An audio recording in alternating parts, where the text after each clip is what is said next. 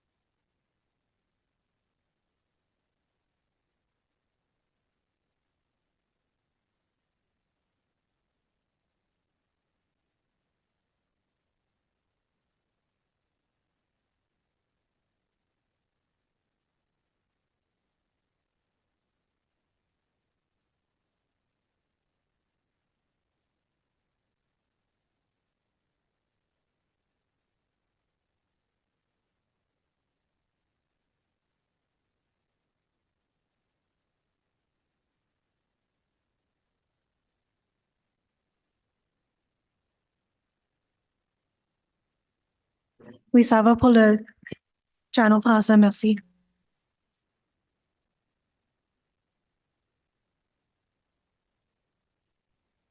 Testing. This is the test from the English channel. Can you hear?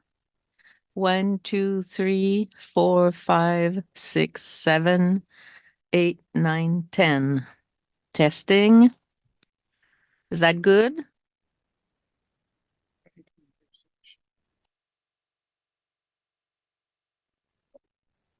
Yes, thank you.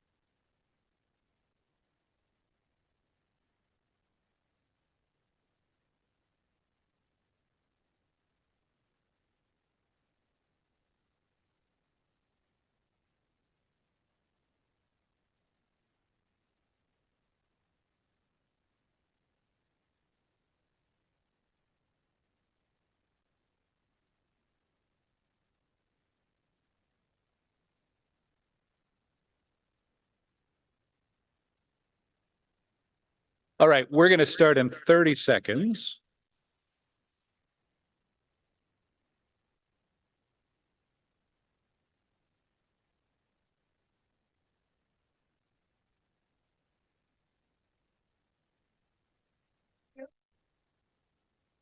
It didn't fix my,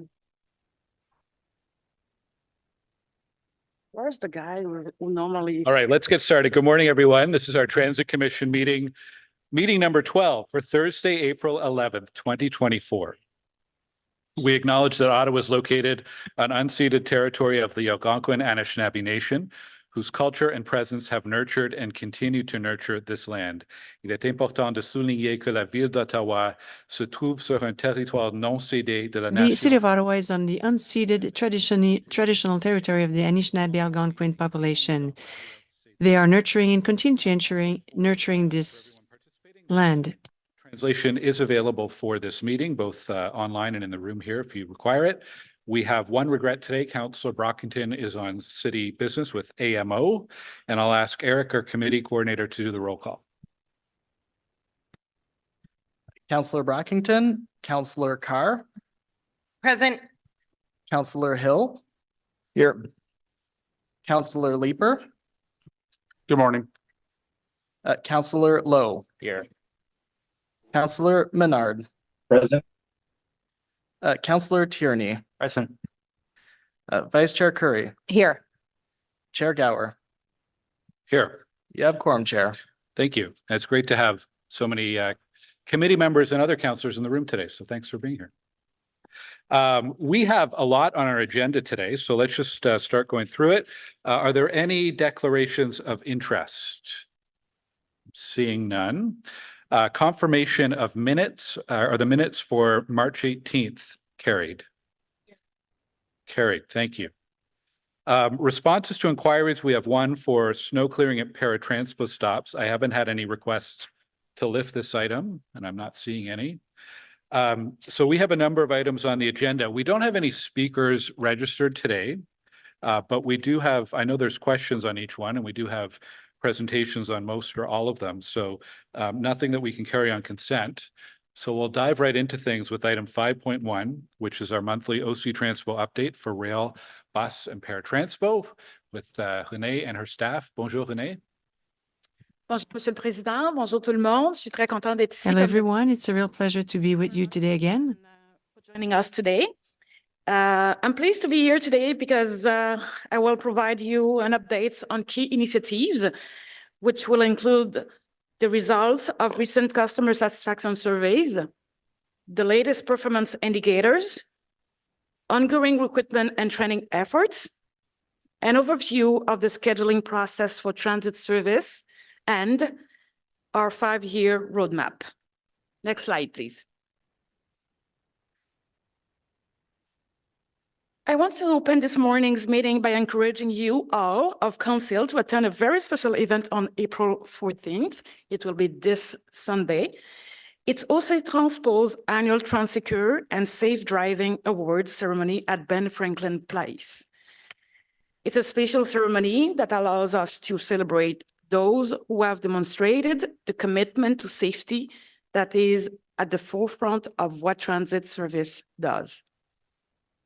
This year, we'll recognize an operator with a safe driving record of 45 years at OC Transpo. Imagine that. I also want to mention our new Next Stop blog series, Your Future Journey, which will help guide our customers through the upcoming bus network changes and help explain how it will improve their commute across the transit system. We recently held a special event, Empowered at the Wheel, to help attract more women to carriers at OC Transpo. On the next slide, you will see some of the many talented women we have working at OC Transpo. Next slide, please, Eric. Here are some pictures from the event on March 28th. We will continue to work towards greater gender diversity and equality across our workforce, and we'll be planning more events and activities throughout the year. Next slide, please. I would like now to hand over to Dwayne Duquette. Dwayne is a Deputy Chief Safety Officer. He will take you through our key health and safety performance indicators. Merci. Next slide, please. Bonjour, commission de transport en commun. Je m'appelle Dwayne Duquette. Et je Hello, suis le everyone. My name is Dwayne Duquette. I'm responsible for the safety at OC Transpo. Today, I'd like to share an update on employee injuries, customer injuries, and vehicle collisions. First, I'll draw your attention to the employee injuries. The total number of reported injuries thus far in 2024 are 140. This is up to and including the end of February.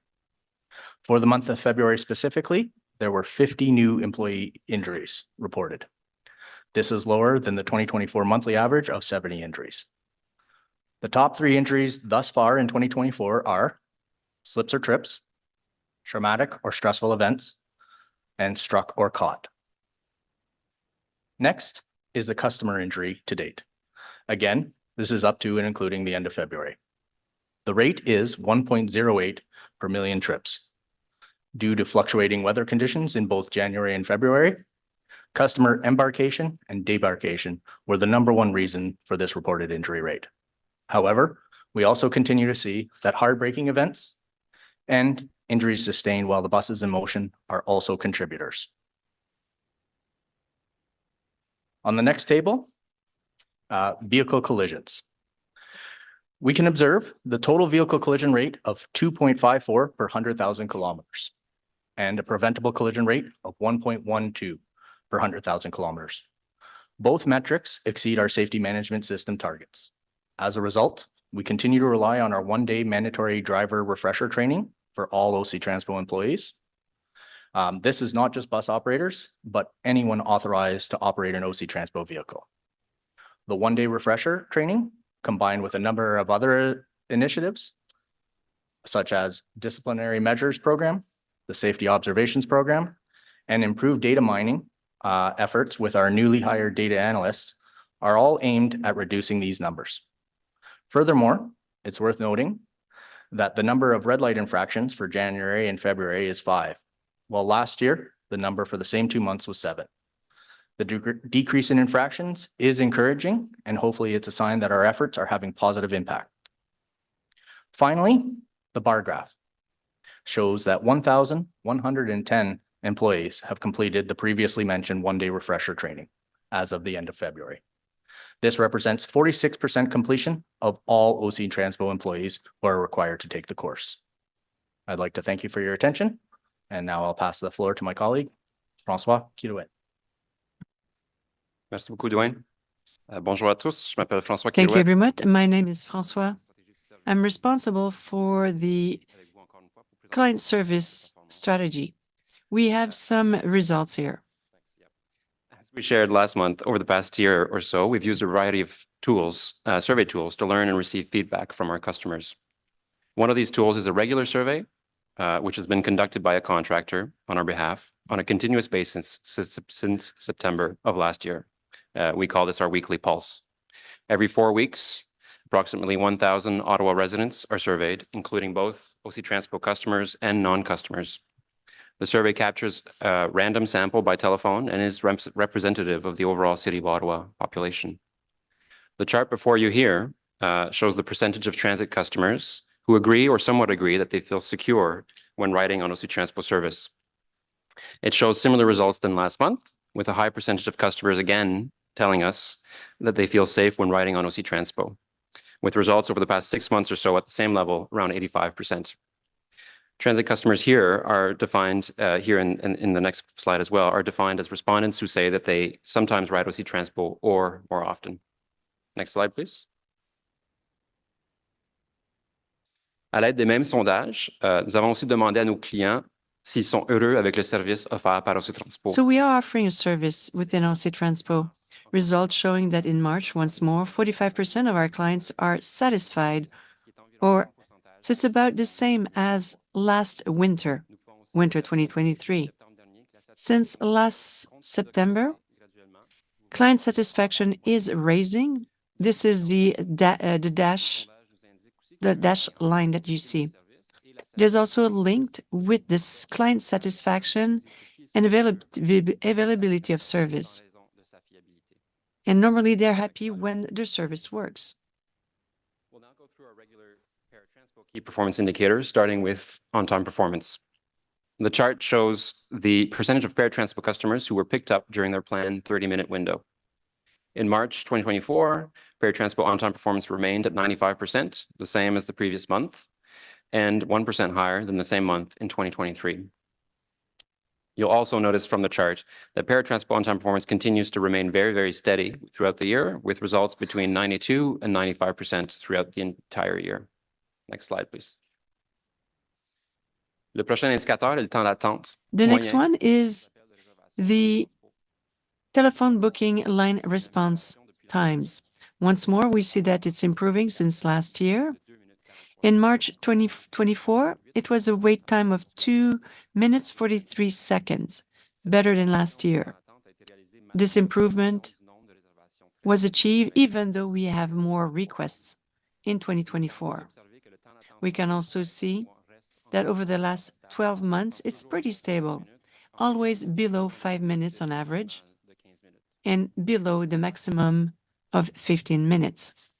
This chart shows the number of paratransport reservations by month, by mode of booking.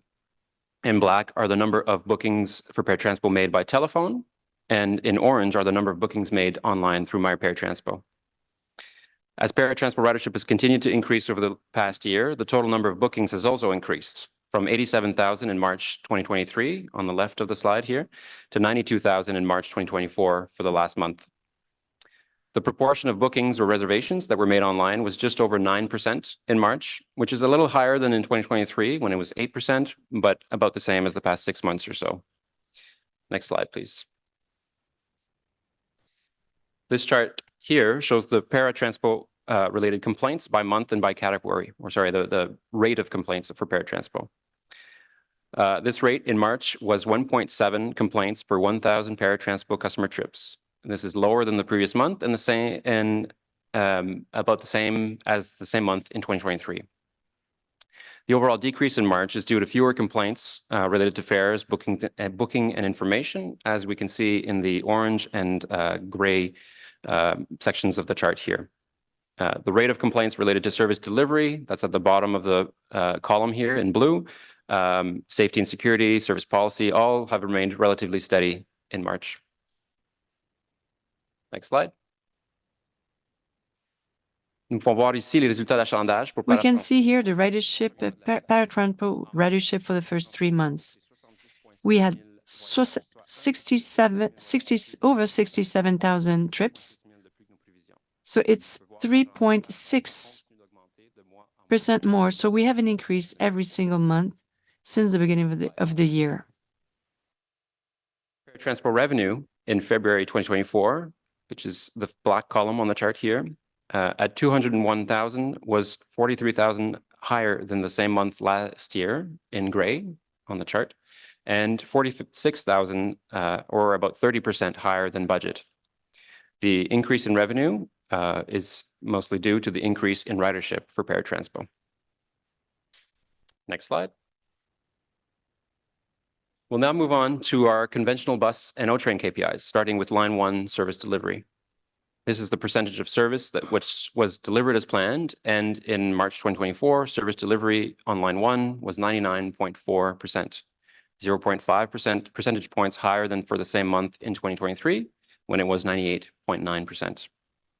In the first 3 months of 2024, we've observed a trend of increasing service delivery with month-over-month improvements in February and March. Next slide. This slide here is the service delivery for a conventional bus service. Again, this is the percentage of our service which was delivered as planned. The result in March at 98.8% is, again, a year-over-year improvement and also the highest result of the past 13 months. This is 2 months in a row now, which with higher rates of service delivery, taking us that much closer to our target of 99.5% service delivery. These results certainly reflect our efforts to stabilize our service. Next slide. Here, we go into a little bit more detail in terms of service delivery for the month of March 2024. As mentioned, overall service delivery was 98.8%, as you can see in the green portion of that bar chart there. And this rate of service delivery represents an average of 104 trips out of just over 8,000 trips on a regular weekday that were not delivered or canceled. Of these trips that were not delivered, just over 40% of them were not delivered due to not having enough bus operators. So in absolute terms, to give a little bit of context to that, it means that on average for a typical weekday, 45 individual trips were not delivered because we didn't have enough bus operators. Similarly to last month, again, about a third of trips that were not delivered were because of on-street issues, such as traffic congestion. And again, in absolute terms, this would represent for a typical weekday about 33 trips that were not delivered due to traffic congestion on a typical weekday. The rest of the trips that were not delivered, about 1 in 5, were because of mechanical breakdowns, and the remainder because the bus was just not available. Finally, circling back to the bottom of the slide, the table at the bottom left shows the 3 routes with the most undelivered trips for the month of March. They were, in order, Route 6, Line 2 replacement buses, and Route 12. Next slide. The chart here shows the overall absenteeism by month for the past 13 months for both bus operators, shown in the black line with the round markers, and for electric rail operators for line 1, shown in orange with the square markers. For bus operators, absenteeism in February 2024 was 13.8%, which is an increase compared to the previous month, but still an improvement compared to the same month in 2023, where absenteeism was 16.9%.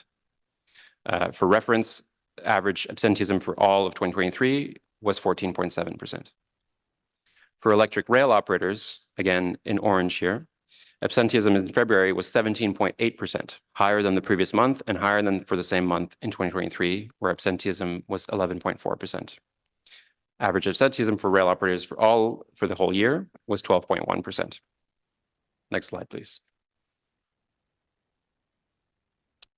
This next indicator is the on-time performance for routes operating every 16 minutes or less frequently. The chart shows the percentage of trips which arrive at major stops no more than 1 minute early and no more than 5 minutes late. The on-time performance of these routes has continued to increase in March, with steady increases from a low of 73% last fall to a high of 79% on time in March. This is the highest result of the past 13 months as well, and takes us closer to our target of 85% on-time performance, which you could see now as a new addition to this chart in a dashed gray line on the chart. This result also represents a year-over-year increase of 3% compared to the same month in 2023. These improvements certainly demonstrate the positive impacts of our efforts to stabilize service and go hand in hand with a higher level of service delivery, allowing us to adapt to changing conditions and maintain our schedules more consistently. Next slide, please.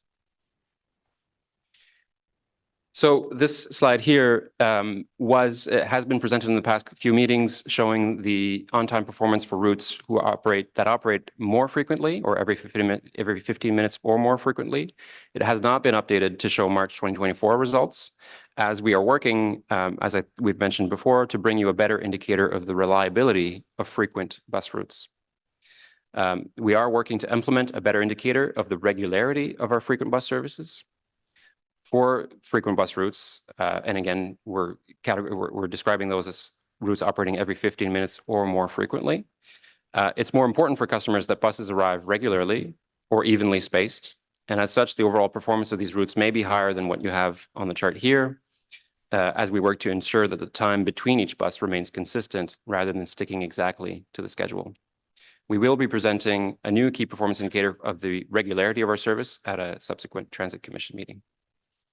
Next slide, please. Nous présentons ici l'achalandage pour le service Here d'autobus. we have the ridership for line 1 and conventional buses. For the result for 2024 are in black and the 2023 are in gray.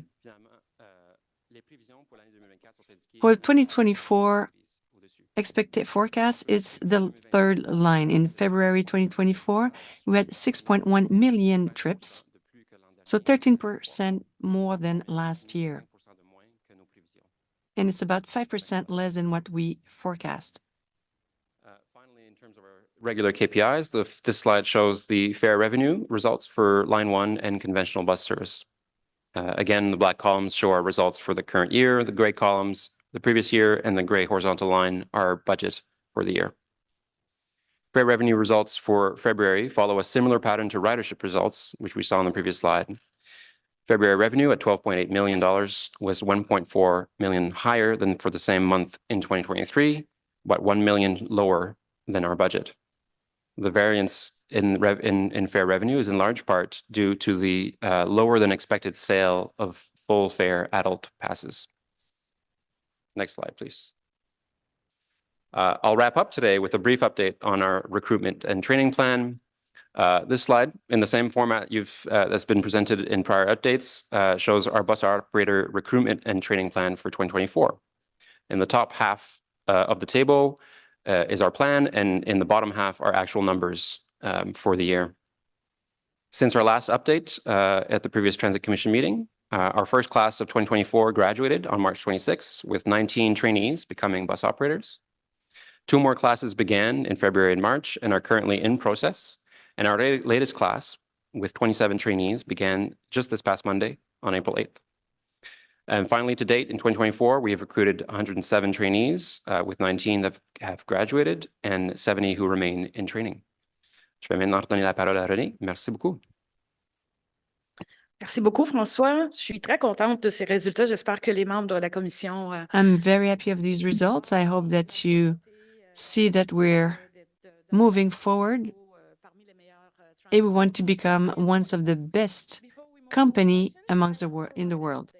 The important subjects we will present at our next meeting.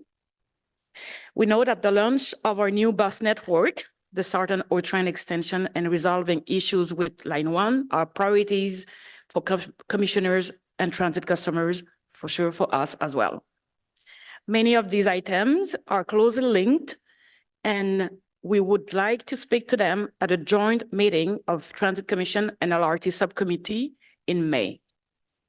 I have asked Chairs Gower and DeRoche to schedule this meeting so both committees can be fully briefed. Thank you very much to all of them. At the joint meeting, the topics we'll present include a presentation by RTG on the solution of the axle bearing issue, a full update on the Stage 2 LRT extension project, including a close look at the South extension and the status of activities required to open lines 2 and 4. And finally, we will also have updates on the fare compliance initiative and the annual maintenance of O-Train Line 1. While we provide a very detailed update on the O-Train South extension at the May meeting, I would like to briefly speak to its current status. The big elephant in the room is when we will launch overdue service. I recognize that late last year, and even as recent as last month, I said that this spring the system could be ready. What I can say today is things are evolving positively, and I will share some key progress in just a few moments. At the May meeting, we will take some time to explain important items necessary to launch service. Having a joint meeting is essential as these items are related to the mandates of both committees and cover how the new system will be integrated into OC Transpo's operations. I will now provide an update on how things are evolving on the South extension. We continue to see good progress on the testing and commissioning program, as well as training of operators and system controllers. I just had a meeting this morning, so it's very clear and fresh. Monday to Friday, we are regularly running 9 trains between Limebank and Bayview stations and to the airport station. If you reminder, this is something that we have shared with you many times, that it was very important to have 9 trains. So check done. We anticipate extending the training and testing to include weekends by the end of this month. Training of rail operators is tracking to be complete in late May. Increasing the time that trains are in operation means we are able to identify more vehicle, signal, and infrastructure issues and address them. This is a key part of the testing phase. Finding these issues now allows us to fix them and increases our confidence that the system is safe and reliable when it opens. This period is also important to bring up the familiarity and performance of both OC Transpo's operations, staff, and the maintainer, and to build our overall confidence in the system. Parallel work continues to other integration activities, including headway testing, securing a station occupancy permits, and completing remaining construction activities across the entire line. Our next steps, once testing and training is complete, will be to run the entire system to build up reliability and the overall proficiency of both the operations and maintenance teams to deliver the service. Trial running will start once performance is stable. It will demonstrate that the train can run reliably at 98.5% availability average over the 14-day period. Meeting this requirement means the system is delivering the level of service our customers expect. We are making good progress, but I know that the question remains, when will it open? Before we can answer that, we need to see train operating hours increase, operator training complete, and system testing advance. We will be better positioned to predict the pathway to passenger service as we move through these activities. What I must stress is that this current work is critical and cannot be rushed. My team and I are following the lessons learned from Line 1 and outlined in the public inquiry report. We must take the time to ensure our testing on the south extension is thorough if we want the system to be safe and reliable. At the joint meeting in May, you can expect that we will provide comprehensive updates on our current progress, as well as the remaining steps towards service. Thank you again for your time. On peut prendre maintenant les questions. Merci beaucoup. Okay, merci Renee. Thank you, Renee, and the team for all the updates this morning. So we don't have any delegations on this item, so we can go straight to any questions from our committee members or other councillors joining us today. Anyone want to start? Councillor Tierney, go ahead. Thank you very much, Mr. Chair, and thanks for the comprehensive presentation today. Unfortunately, I still see Route 12. I can't shake it out of the top 3. That really satisfies, like, it's a backbone. It's used to be the old 2 split in 12. I'll say this every time.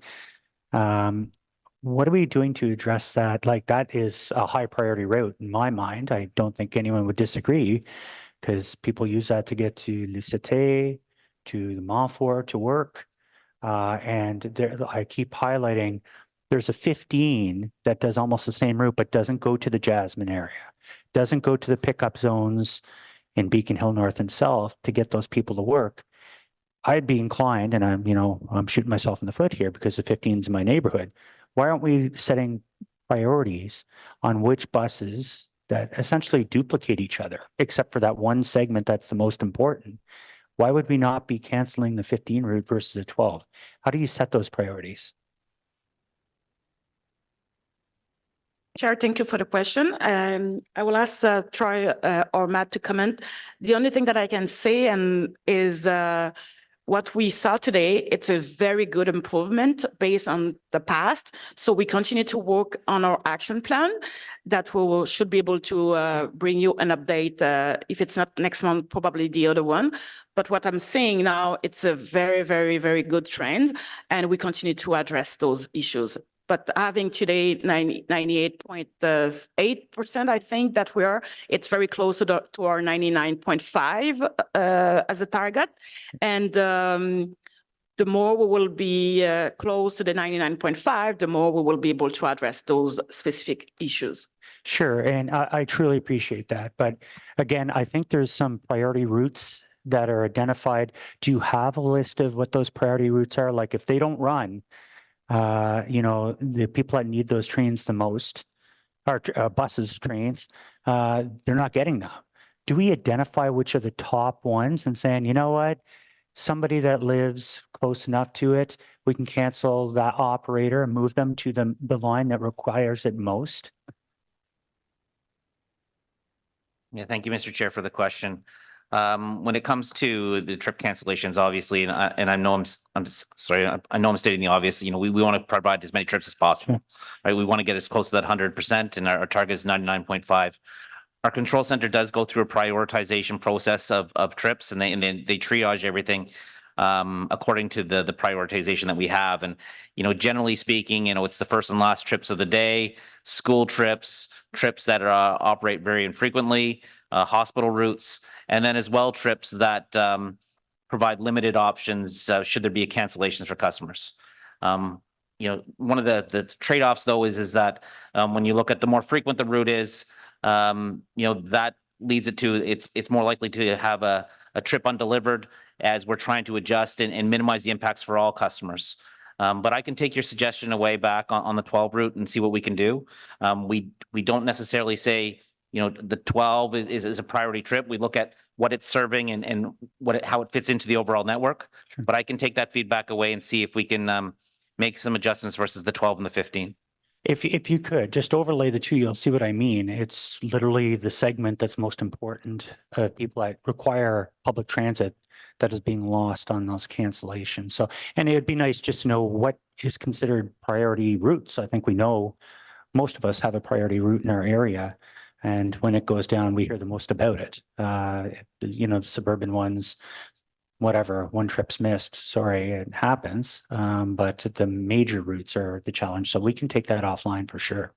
I appreciate that. And Mr. Chair, if I could just add in as well, obviously there's other work that's going on from a scheduling and planning perspective with regards to looking at, the run times, the on-time performance. Sure. And, as we look at that and be able to implement those changes across the network, that will free up more capacity and flexibility for our control center. So it really is a really holistic approach that we're taking. But as I said, I'll take away the 12 and the 15 specifically. Excellent. And two very quick final questions. I'd like to see the numbers. That's great. I'm very happy you brought that back on recruitment.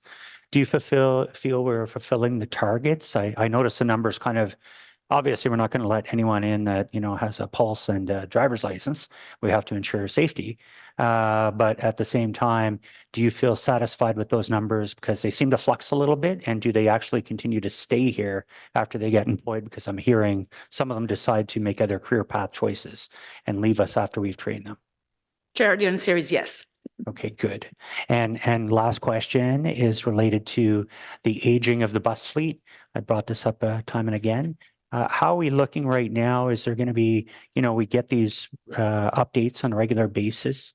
We currently have, I don't know how many RTX in our fleet, 700 and something, I assume, 600. I don't even know what the number is anymore. What's that? 300? Of course, Wilson knows it's 300. But at some point, we're really pushing the maximums on some of the maintenance. How are you going to watch that? I think that's critical. Because again, you can't just pick up the phone and call New Flyer and have 300 new buses sitting on our doorstep tomorrow. It's going to take a long time. Where are we at on the maintenance runway? Thank you for the question, Chair. This is a huge point on our maintenance action plan that we address very closely. And I want to say that kudos to the maintenance team because this team is doing fantastic since the last weeks, I would say months since February. It's amazing the job that this team is doing, and I want to take the opportunity to thank all of them. We continue to work on a corrective and preventive maintenance for sure. And my colleague Richard Holder will present probably in June first an update on the e-buses. So we will be able to announce you when we can expect having those new buses. And he will present as well good KPIs to help us take good decisions. So the MDBF, the mean distance between failure, we will see that. And that will bring you some comfort, I hope. And so this is something that we are trying to follow very closely because it's important. And we know that I have been said that many times, but I want to repeat it.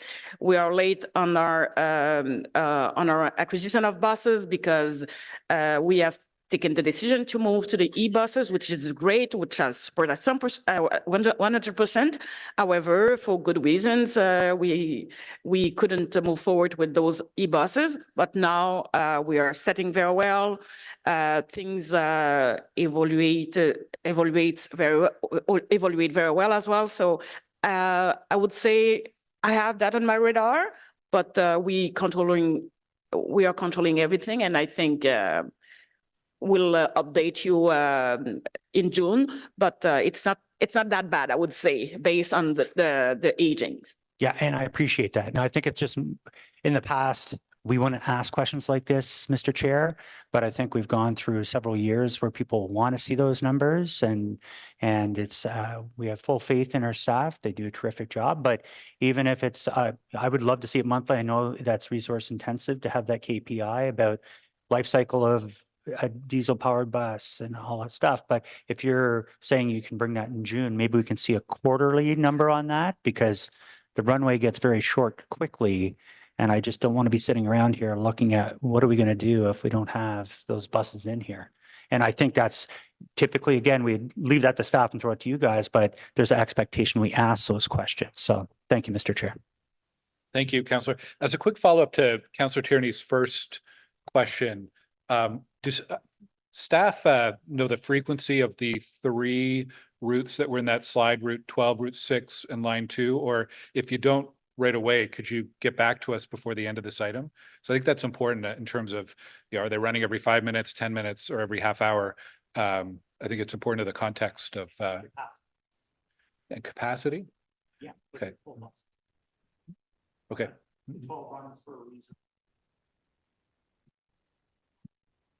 Okay.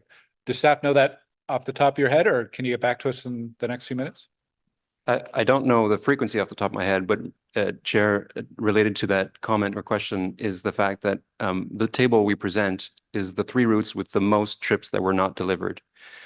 Even when we reach our target of 99.5, we will still present 3 routes, and most likely those will be among the 3 routes that have the most service, right? So they're related to routes with the very high frequency will always be the ones that are featured there, even if their rate of service delivery is to our satisfaction, 99.5. So even if the 12 does have 99.5 service delivery, it may still be in the top 3 because it has much more service than other routes. So there's a portion of this that is related to how we are presenting this information. Yeah, and with the follow-up, that's my point, is the number 12 is always in this list. What are we doing to address it? Right? Like, do we just continue to let it stay on the top of the list? What's the plans to change that? Chair, peut-être que je peux répondre à conseiller Tierney. Au fait, c'est pour ça que j'ai mentionné tout à l'heure que le pourcentage de livraison est important, parce que avant, quand on parlait de ces lignes-là, ces 3 tops, on était à 95%. Là, ce qu'on voit, on dépasse 97%, sont déjà améliorés. Donc, juste même s'ils restent dans les 3 tops, ils sont déjà améliorés. Puis, ce que mon collègue François a dit, c'est même quand on va avoir 99,5% sur tout le réseau, il va toujours avoir on va toujours présenter quelles sont les 3 lignes qui sont les plus impactées Mais peut-être qu'on va dire, OK, celui-là qui est impacté à 99%, pour pouvoir avoir la moyenne de 99,5%. Donc, 99%, ça va être très bon par rapport à 95% auquel on avait l'habitude de voir les années précédentes. Donc, on va toujours avoir les trois tops, mais on va avoir amélioré le service, mais on n'aura pas nécessairement atteint notre 99,5 pour ces lignes-là. Et peut-être même éventuellement, lorsqu'on aura notre 99,5 qui est le target que j'ai promis ici à la commission, on n'aura plus besoin de présenter les trois tops parce que 99,5, ça va vouloir dire que c'est seulement 0,5% du service qui n'est pas livré. Donc, ça représente 40 voyages sur les 8000 voyages qu'on fait par jour. Donc, c'est pas nécessairement significatif. No, no, je comprends, c'est très complexe, but the problem you have is why is this one route still continually being in that top three? Like, do you look at that number every time and go, why is this number here again? It's been over a year and a half. Yes, because it's a frequent route, because we have a lot of service, and because this is where we can cut a certain portion of service without disturbing a lot of people and all the network. This is why. Okay, well, I may have further questions because I see this as a problem. I've heard from operators. I know it becomes a problem when you have backups of the 12 because there's so many people that ride that for so many reasons, not because it's a luxury, it's because they have to. And when that bus doesn't show up, it's a problem. So thank you for the added on question. I think that will help with the rest of the debate today. Okay, thank you, Councillor Tierney. Councillor Lowe is next up. Thank you, Chair. This is sort of, I'm going to continue on the cancellations for a little bit, but it's not so specific to a certain route. Last month, when this presentation was made, the top three routes regardless of what the routes are, the numbers were 105, 103, and 101 trips canceled, which worked out last month to about 98%. This month, the top three routes are 131 trips, 129, and 110. So like by raw number, it's higher, but somehow the percentage of service delivered is also higher. So I don't imagine the number of trips that we're offering overall has increased from month to month because it's the same booking. Can you perhaps unpack that for me and explain why, while the percentage of trips were delivered higher, the raw numbers for the top three, at least the top three canceled trips have increased? Part of it might be that February had 2 fewer days, which does have an impact on the numbers. So you'll have fewer cancellations on those routes. And the other part might be, and I don't have these before me, but in just how we've distributed or how trips that were not delivered were distributed amongst all the routes throughout the network. Okay, and before you presented, I think it was you. Anyway, before these numbers were presented today, you had said that these are the number of planned trips that get canceled. Is there for a while, at least when I was there were trips that were sort of pre-planned to be canceled. Like these are your TCTs. These would be TCTs in the system. Are these trips accounted for when this cancellation data is presented, or are these only trips that we don't pre-plan, where we don't pre-plan the cancellations for the day? So the Chair, the service delivery rate and the numbers of trips that were not delivered are based on the public facing schedules. So what we advertise to our customers, we measure ourselves against that. Okay, that's good to know. Thank you. Moving over to the vehicle collision rate, it's very noticeable that it's increased significantly since 2020, but since 2020, vehicle traffic has also increased fairly significantly.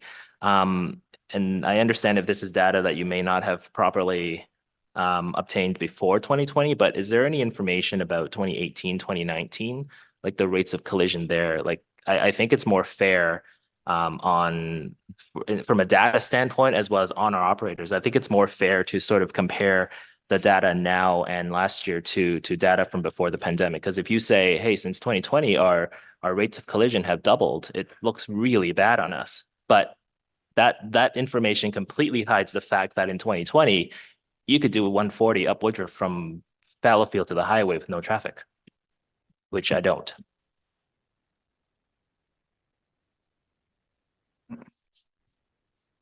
Chair, thank you for the question. At present, we don't have that data from prior to 2020, not at least in the same values that we're collecting it now.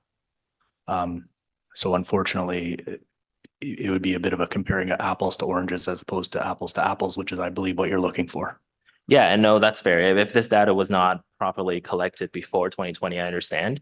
But perhaps something worth noting, I guess, for whoever's watching, like it could very well be several external factors that's driving this number up the way it is. So thank you for that. The increase in paratranspo, nope. That's not my, actually, yeah. The increase in paratranspo ridership, it's encouraging to see. Is that just, is the increase in ridership and the number of trips that we provide, does that correspond to an increase in the number of clients that we're serving as well? Or is it the same, let's say roughly the same number of clients who are just booking more trips? Chair, I don't have the number of clients with me, but it's something we can take away and provide. Okay, that's probably something worth planning for because our demographics might drive us that direction as well. As you can tell, I really like data.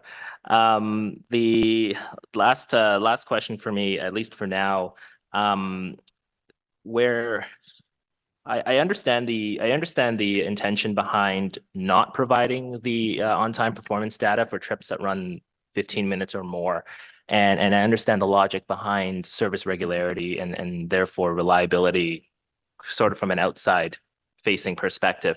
However, when in communities like in more suburban communities where the most frequent bus routes are 15 minutes most of the day, a bus that's 7 minutes late can still affect, it still affects the rest of the trip, especially when the second half of the trip involves a local route that runs every 30 or 60 minutes.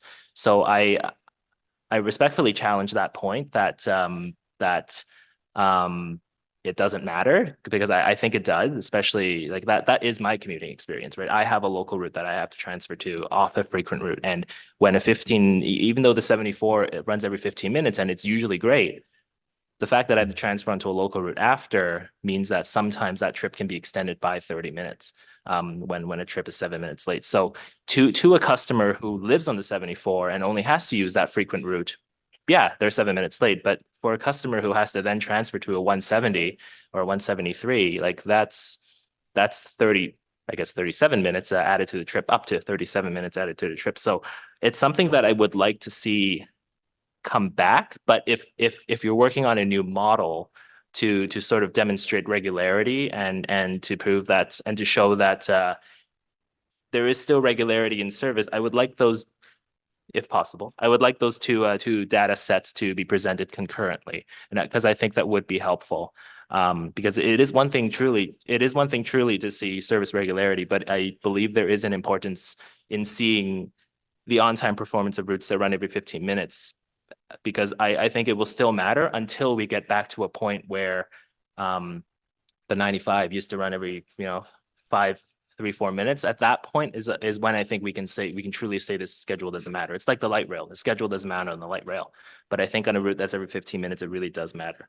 So I'm going to leave the other questions for the joint meeting of the Transit and LRT subcommittee. But thanks for the presentation.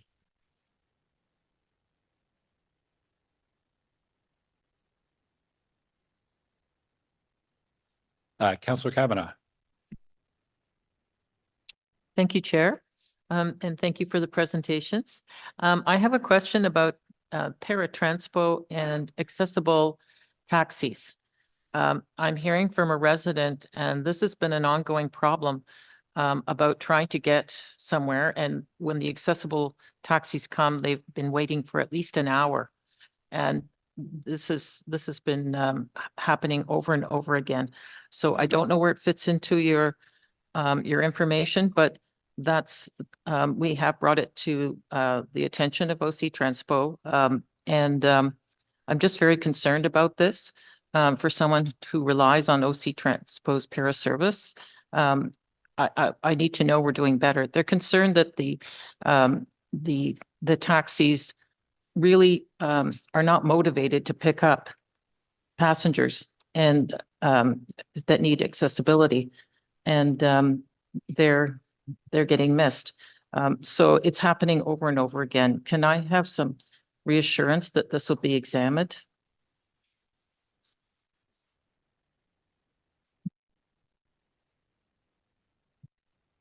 Chair, the on-time performance for the para buses and taxis is 95%, which is good. So I think it will be important to know exactly which customer had this bad experience, so we can handle it and we can see what we can do, because frankly, it's hard to answer that question today. I don't know, maybe one of my colleagues here, you have it? Maybe Rami? Yes, Chair. So when it comes to paratransport, it's a case-by-case basis. Sometimes we realize that customers may reference the accessible taxis as a standalone service. Maybe if they're going through paratransport, when they go through paratransport, pardon me, they are measured the same way our bus service is. So they have to adhere to the same 30-minute interval that we have. We look at every case separately, and we do follow up and make sure we do any adjustments to the trip if we have to in the future. And we have a whole team dedicated to supporting the customers. So if you have any particular case, please feel free to forward it to myself and the team, and we can take care of it. We have reported it, but it doesn't seem to be working so far. So, but I'll bring it back to you again, because this is somebody who I know is suffered from the service, and he at one point was able to just use regular bus routes, but at this point he needs para, and it's been very difficult. So I just wanted to raise that.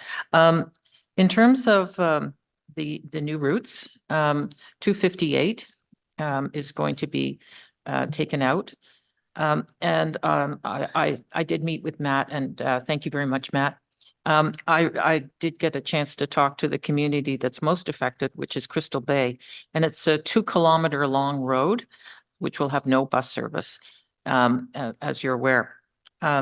They are interested in on-demand service to be put on the list, because it is an exceptional area. And the other question was service for high school students, like that go to Bell High School. That's another issue that was raised. I had their AGM the other night, so it was perfect timing to talk to Matt just before then and raise these issues. And the fact that the 58 is not a frequent bus, so it's local. So even there's concern that the service is not being improved for Crystal Beach. So if that can be looked at, if you have any comments, thank you. So, Chair Gower, thank you, Councillor Kavanagh, and it was a pleasure to meet with your team the other day to discuss this. I'd be happy to meet with you to discuss the concerns of the high school students. I know that's not one of the things that we discussed the other day, so we'd very much like to get a handle on those. And as I mentioned, with regard to the on-demand transit, like, this area will be considered as we go to our next stage of review, with all of the other areas of the city that will be reviewed for this programme. Thank you very much. Councillor Devine. Thank you, Chair. I just want to zero in. Hello, everybody. Thank you for the presentation. Thanks for the opportunity to speak here. I just want to zero in on the element of the slide on the revenue projections, where you were saying, I think for the last month, your revenue projections, while they were higher than the 2023, they were still 1 year, $1 million below the forecast. And I think you attributed the main reason to why the revenues were below was because of the lower than expected sale of full fare adult monthly passes. So I just want to zero on that a little bit. So I know that a full fare monthly pass is $128.75. For if we lived in a different world and people were traveling to downtown twice a day, 5 days a week, 4 times, 4 weeks per month. So pre-COVID, that would come out to just over $3.20 per fare. So right now, our commuters, who still represent a big portion of our customers, right now their option is to purchase a single fare, either by a cash transaction of $3.85, or they can load up on their Presto card at $3.80 per trip. So right now, their only options are single fare or to buy a monthly pass that there's no incentive for them to buy because that pass will expire and they will not have ever needed it to use it that much for work. We have fewer and fewer people requiring to come in. If the average customer that we are seeking is only needing to come into work 2 to 3 times per week, I think we're just going to continue bleeding $1 million per month until we present them with a viable alternative. I know Councillor Hill has spoken about alternatives. I've spoken to staff about alternatives. Is OC Transpo doing anything to investigate what might be a marketable option that we could present to commuters in between a full fare monthly pass that they have no incentive to buy or a single fare? Because if their cheapest option is a single fare, they can load up their Presto card, it'll last there forever, and every single time they need to go somewhere, they can consider either I'll use my Presto card or I'll take a bus, or I'll take an Uber, or I'll walk or bike. They have no incentive to necessarily use that single fare. Do we have any options where we can present them something in between? Whether it was an incentive campaign that was marketed specifically to public sector workers, even if something in between the full fare monthly pass and the single fare, where let's say between the difference of $3.20 or $3.80, you could, for a limited period of time, have, let's say, 25 trips loaded on a card, not as a Presto card, but something different that could expire. I'm worried that we're just going to continue losing money until we come up with some other in-between method. Is OC Transpo looking at that at all? Thank you, Chair, for the question. As you said, Councillor Hill has brought here, I think it was a motion, and we answered to that motion, so we can continue to work on. But we know that in May we will present as well our campaign on the fare evasion. So this is something that we have on our radar, and we'll continue to see what is the problem, why we cannot achieve the goal that we're expected on the revenue versus the ridership that we have. But introducing a new fare, frankly, at this time, we don't believe it's the solution, but we have to continue to have a deep dive on it. I think you said that one of the potential answers is to look at how to attack fare evasion. That's not what I'm concerned about. I'm more concerned about fare avoidance. So just so I understand, if we are identifying that we are losing revenue month after month because we're not selling the monthly fare pass, and I assume we're not selling it because customers realize there's less value in buying that monthly pass because they're just going to throw money away because they don't need to come to work 5 times per week. Are you saying that we're not pursuing a technological solution to something in between the two? Can I, we had about a 2-hour discussion on this. The committee coordinator reminds me in September. And I'd encourage you to go back and watch that. Thank you. And I prefer not to not to go over that again, because we did have quite a long debate and discussion. So pros and cons, lots of issues, but as Madame Amilcar said, they are continuing their review and will bring forward any recommendations that might help address our concerns. All right, thank you. Thank you, Councillor. Actually, I'll go to Councillor Hill and then Councillor Lowe. Thank you very much, Mr. Chair, and thank you very much for the presentation. My question is just looking for a bit of an update, if we can, on the implementation plan and scheduling for the new bus route review, if that's something that could be done. Do we have a timeline when we're going to know what those new schedules are going to look like, or when that's going to start getting unrolled, if there's any updates on that? Chair, we'll have a deep dive on that as well in May meeting. So we'll give you more info, but we have our campaign, the new Ways to Bus, which is online actually, so people can slowly just see what will that will look like. But we can come back next month with a full review. Thank you, and I appreciate that. The reason I bring it up today is because obviously my residents are asking me about when are we going to see the frequency, and I've certainly been mentioning to a number of my folks that they're going to see the loss of a lot of their express routes, but the offset to that is they're going to have more frequency in the locals. And so it would be good to get drilled down into that at some point in the near future. And if the flash to bang between the May meeting and the actual implementation of this is only a few weeks or what have you, I would just ask to be cautious with that, because I want to make sure I give lots of time for them to have that awareness. So I will infer from that, if we're going to get that information in kind of the mid-May timeframe, then we'll have a couple of months to figure that out. That's great. Thank you very much. Okay, and Councillor Lowe on round two. Thank you, Chair. Sorry.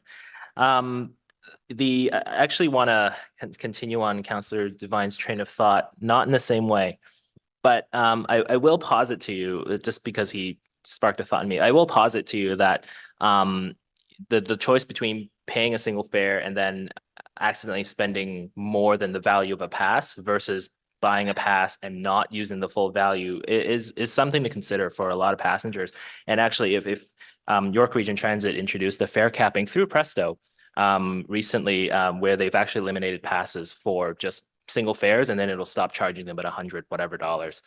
So that's something I would posit to you to look at if you feel it's appropriate.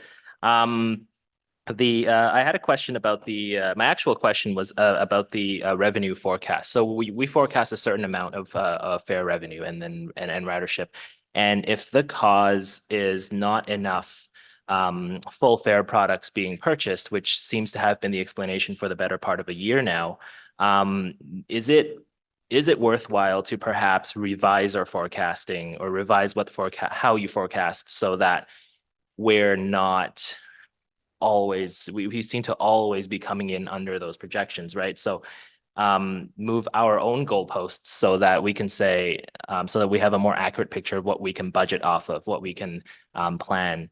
Is that something that can be done or should be done? Chair, certainly. And I think we have to review the way we calculate that as well, because those estimations are based on customers' behavior, and maybe we miss the part of this behavior. So we will need to have a deep dive on that for sure. And we can come back, but the thing is, we're trying to understand 1 million on, I don't remember how many millions we have, but we can come back on that. But definitely we have to better understand the new way that customers are traveling. Chair, just want to add a comment related to Councillor Lowe's previous comment about fare capping. Fare capping is in place at OC Transpo for customers who pay with O-payment, so with their credit card. So fare capping is already available to customers here.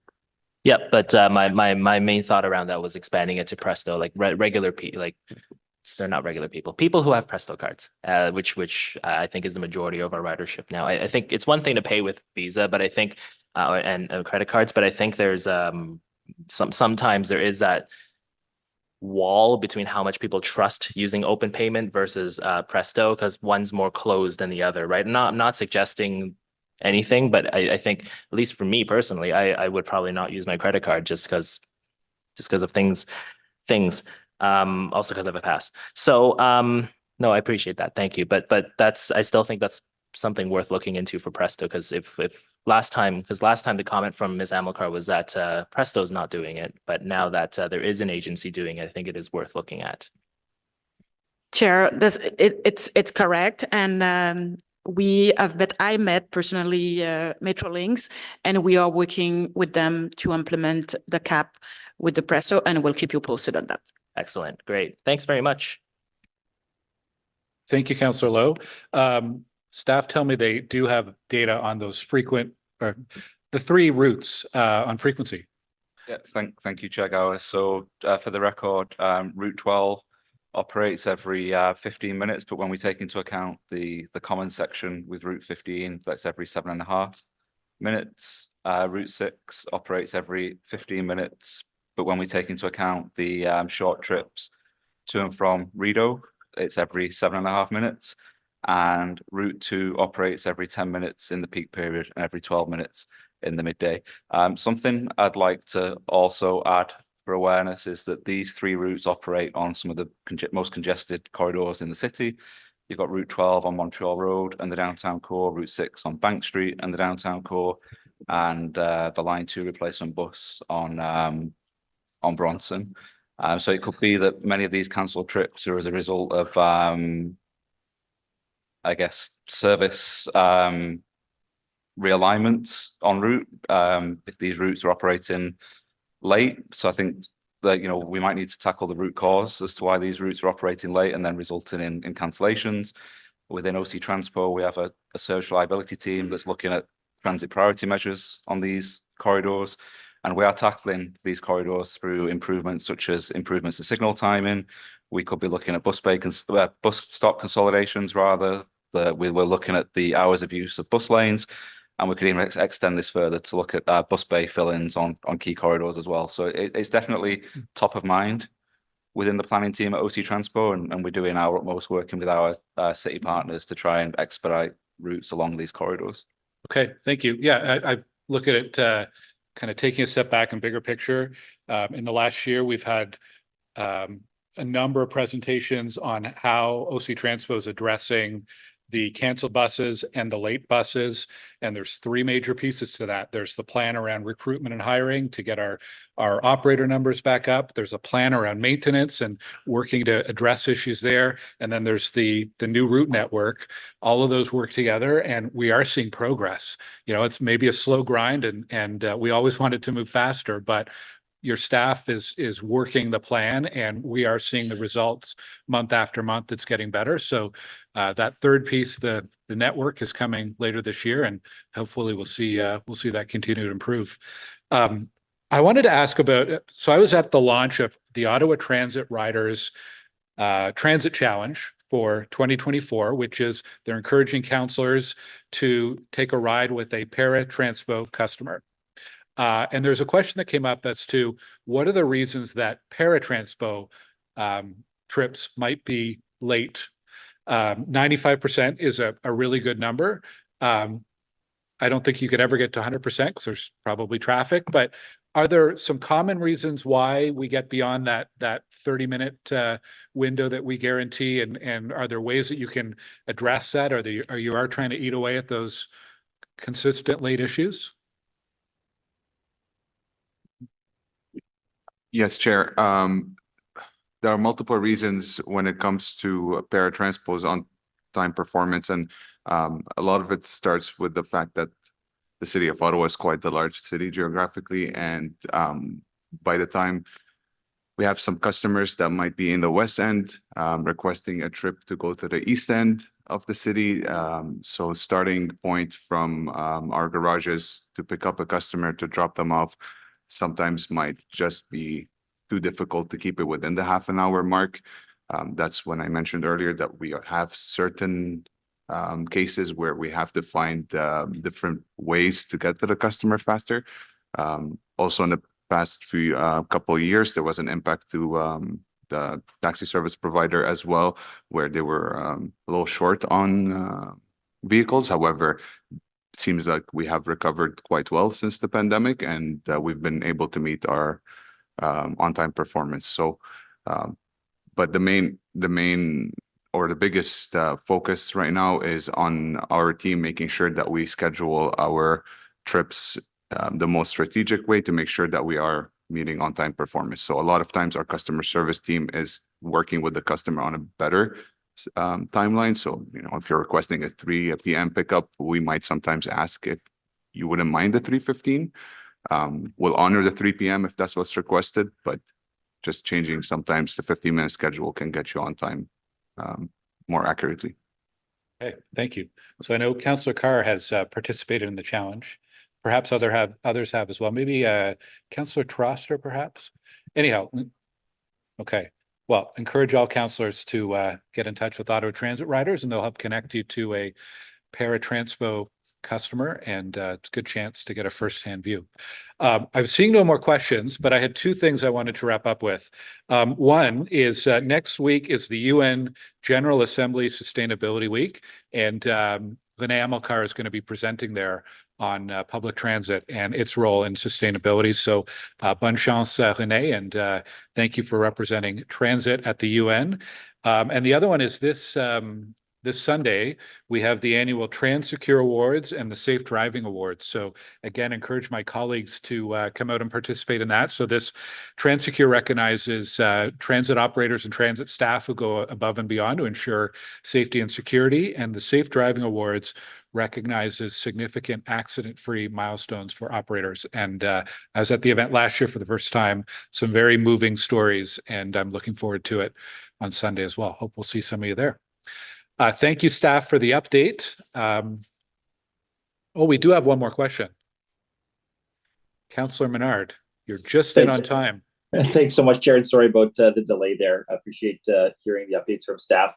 I just wanted to ask a couple of questions with regard to some of the playoff games that are happening. The 67s are advancing the playoffs. We've been seeing really popular PWHL games. I'm just wondering, are we planning extra service, on Bank Street in particular for those 67s games, which gets packed? The arena gets full there. So you could see 9,000-10,000 people easily taking in the game at the arena. So just wondering, is there other plans to have more service during those times in those games? So, Chair Gower, we work very closely with OSEG on service to Lansdowne, and service is provided based on the anticipated attendance levels of the event. So we'll certainly make sure that service matches the numbers that are given to us by OSEG. Thank you. Okay, thanks for that. And then just, Chair, on the bus rapid transit piece, we did have a brief discussion. I'm just wondering, the last time I had met with staff was on the baseline BRT. I'm wondering what the current timelines are for the anticipated build out of the baseline BRT and the Carling BRT. Those were two that were identified as essential for the network, and obviously the new hospital and all of the growth that's happening along baseline as well. So are staff able to give an update on the timing of those two BRTs in particular? Chair, I don't have this answer today. Okay, maybe can you follow up over email with myself, and I could share with Commission if you'd like, just on the timing and what we're expected to bring in. I know there was a provincial announcement about Canada North BRT, but there's obviously a lot of other East End BRTs and other BRTs that I know we're all waiting on, and so lovely to get a kind of an update on what our planned build out and schedule is for those. Thanks, Chair. Okay, thank you, Councillor. And with that, I think we can close off this item. We don't need to receive it, so thank you again to staff. So we're going to move on to item 6.1, which is the Light Rail Regulatory Monitor and Compliance Officer Annual Report for 2023. So once a year, we welcome Sam Barata, who is our RMCO, and he'll be bringing us today's report. So we'll just give everyone a chance to reset and move into that item.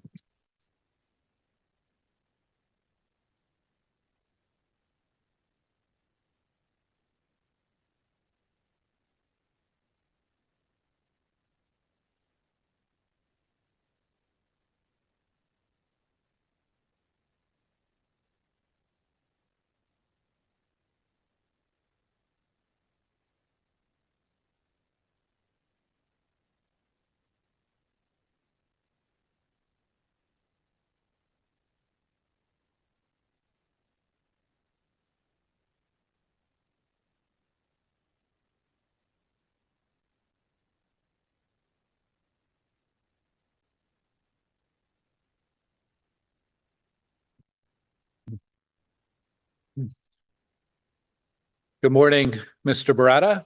Welcome back to commission.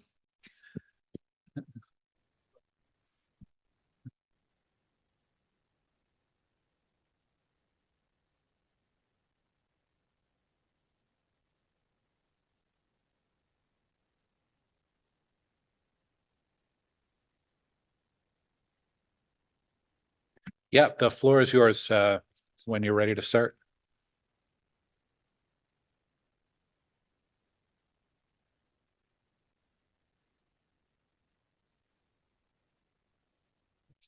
Roughly. Good morning, Mr. Chair and members of the Transit Commission. I appreciate this opportunity to speak to you about the 2023 annual compliance report. Membre du Comité du transport en commun, Monsieur le Président, j'apprécie cette opportunité de vous It's a parler real du pleasure for me today to present you the RMCO Annual Compliance Report for 2023. Mr. Chair, I have some slides which should take us through the activities of monitoring in 2023. Should take about 20 minutes, and I'll be happy to answer any questions afterwards.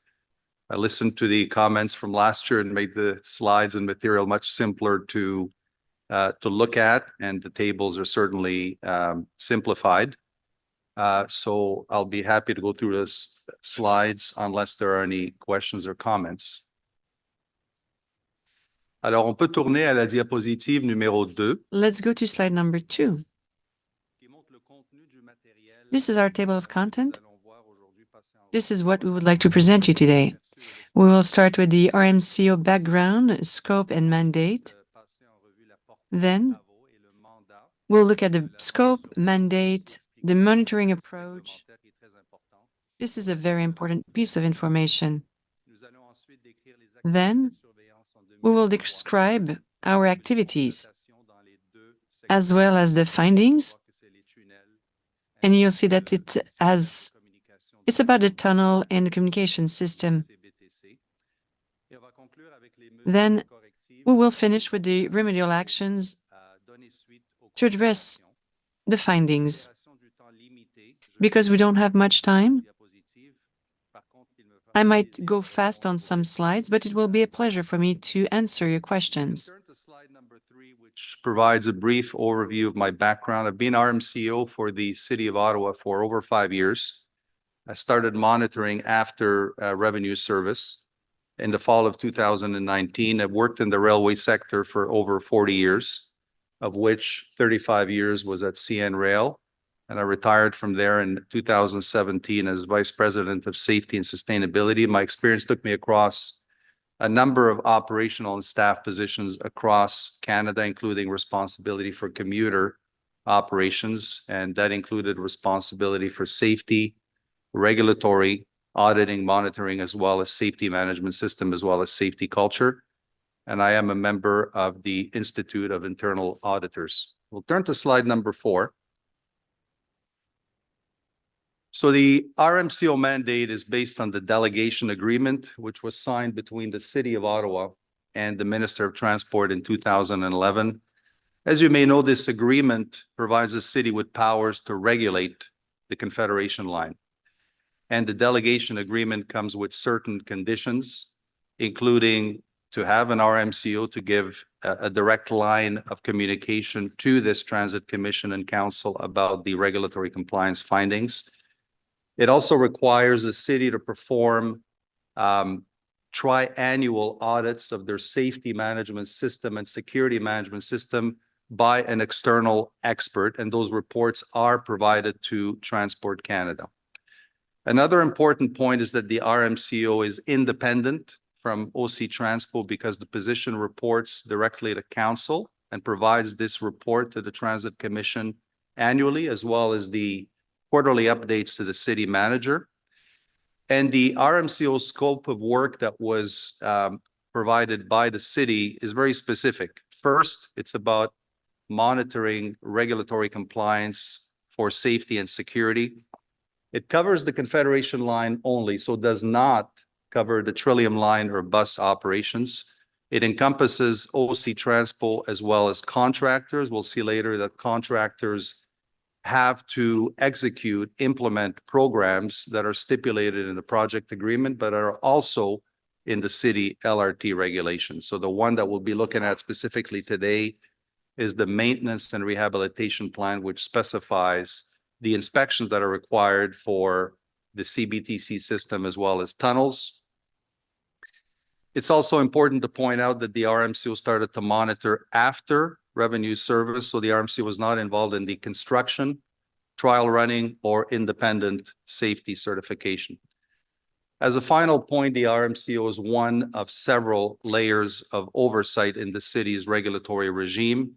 Because of all the reasons that I've talked about already, but I'll reiterate it, the city does hire experts such as TRA. They perform oversight, some perform audits. The triennial audits are an example. And the city also has a substantial amount of resources. There's about 12 full-time equivalent resources that the city has performing oversight, in addition, of course, to the RMCO. So all these layers of oversight work together to support a safe and reliable operation. And one of the things I'll give you a little bit of a preamble is that, in order for a operation or system to work effectively, there are many components that need to be adequate. And there's no doubt that regulatory compliance is a very important part of that, very important part of that foundation. But there's other elements like design, like quality assurance, like construction, all have to be adequate because it's like a chain with many links, of which the regulatory compliance is a very important piece. So we'll turn to slide number 5, which reviews the approach used by the RMCO. The first point is that the RMCO's regulatory monitoring activities are performed in accordance with the work plan that was approved by council in September of 2018. This means a few things. First, that the selection of regulatory programs that are monitored is done using a risk-based approach. There's many inputs that are considered. One of them is the typical risks that are faced by commuter operation, as well as incident and accident history. We also consider oversight activities and operating experience. Second is that the monitoring is performed in a structured and transparent manner. And finally, the findings are identified using objective evidence. So we use a fact and evidence-based approach to determine the findings, which are addressed through the remedial actions process, which I'll talk about in a minute. The other point to keep in mind is that the regulatory monitoring activities are performed relative to city LRT regulations, which I talked about earlier. And those impose specific obligations that we can see at the bottom of the slide on OC Transpo, and that is to adopt and implement the designated programs which are identified in the city LRT regulation. Second one is to provide direction and oversight to ensure that those programs are executed both internally as well as by contractors, and finally, to maintain records. It's also important to keep in mind, as I said earlier, that those programs do apply to contractors. So the maintenance and rehabilitation plan is one of those major programs that stipulates the requirements for track inspections, for instance, as well as catenary and so on. There are supplementary documents such as the asset management plan, which go into a lot of detail. But those apply to contractors because they do have contractual responsibilities. And that is part of the monitoring scope of the RMCO. We'll turn to the next slide, slide number 6. Alors, cette diapositive nous montre les deux secteurs. On this slide, we have the areas monitors in 2023. First of all, we were monitoring the tunnel inspections. When we're talking about tunnel, people think normally about the downtown tunnel, but there are 2 other ones. And it's not only the structure of that tunnel, but we are looking at 8 different components. We will provide you with more details on that.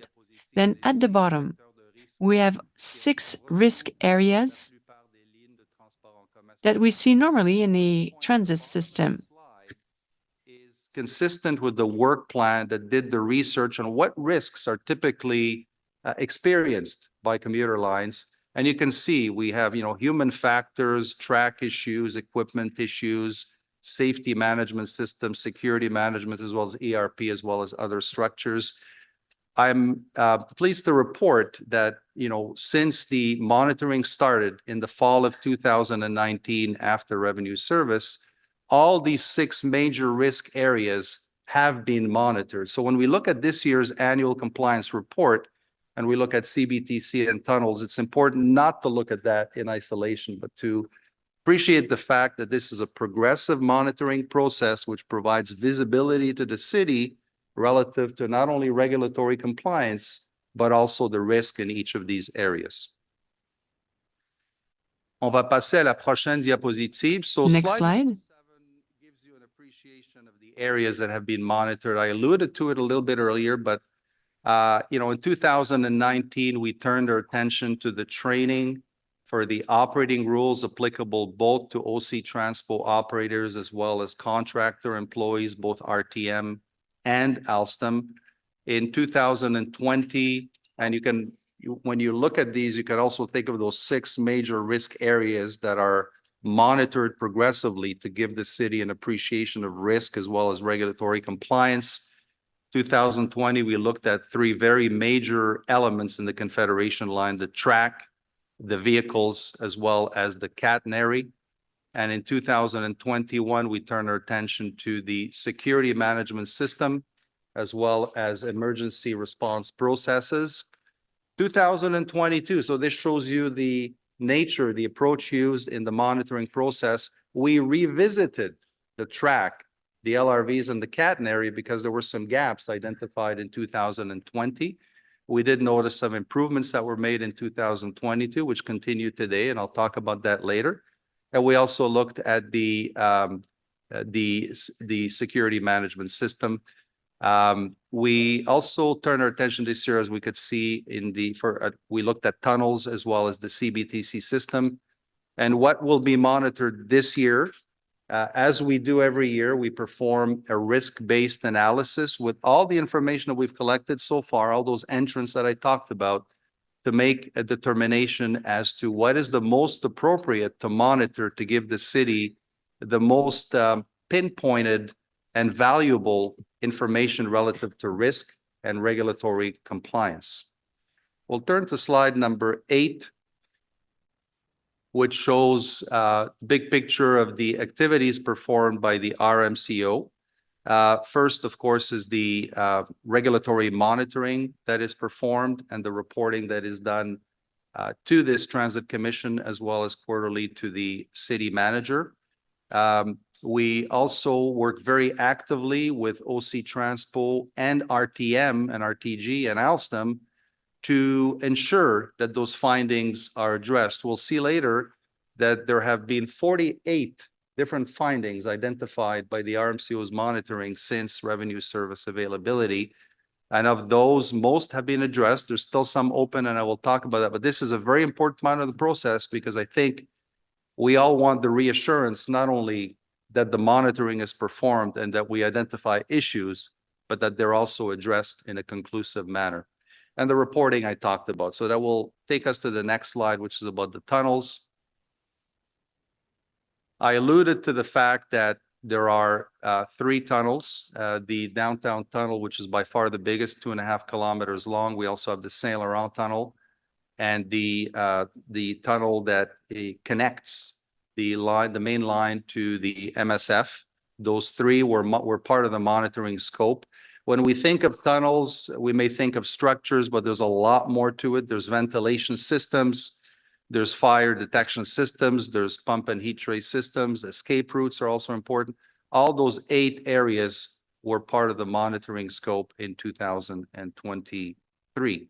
And that takes us to slide number 10, which provides a little bit more information on the monitoring approach. So the focus, as I've said, is on OC Transpo's regulatory responsibilities. So we talked about the adoption, implementation, direction, oversight, as well as the records.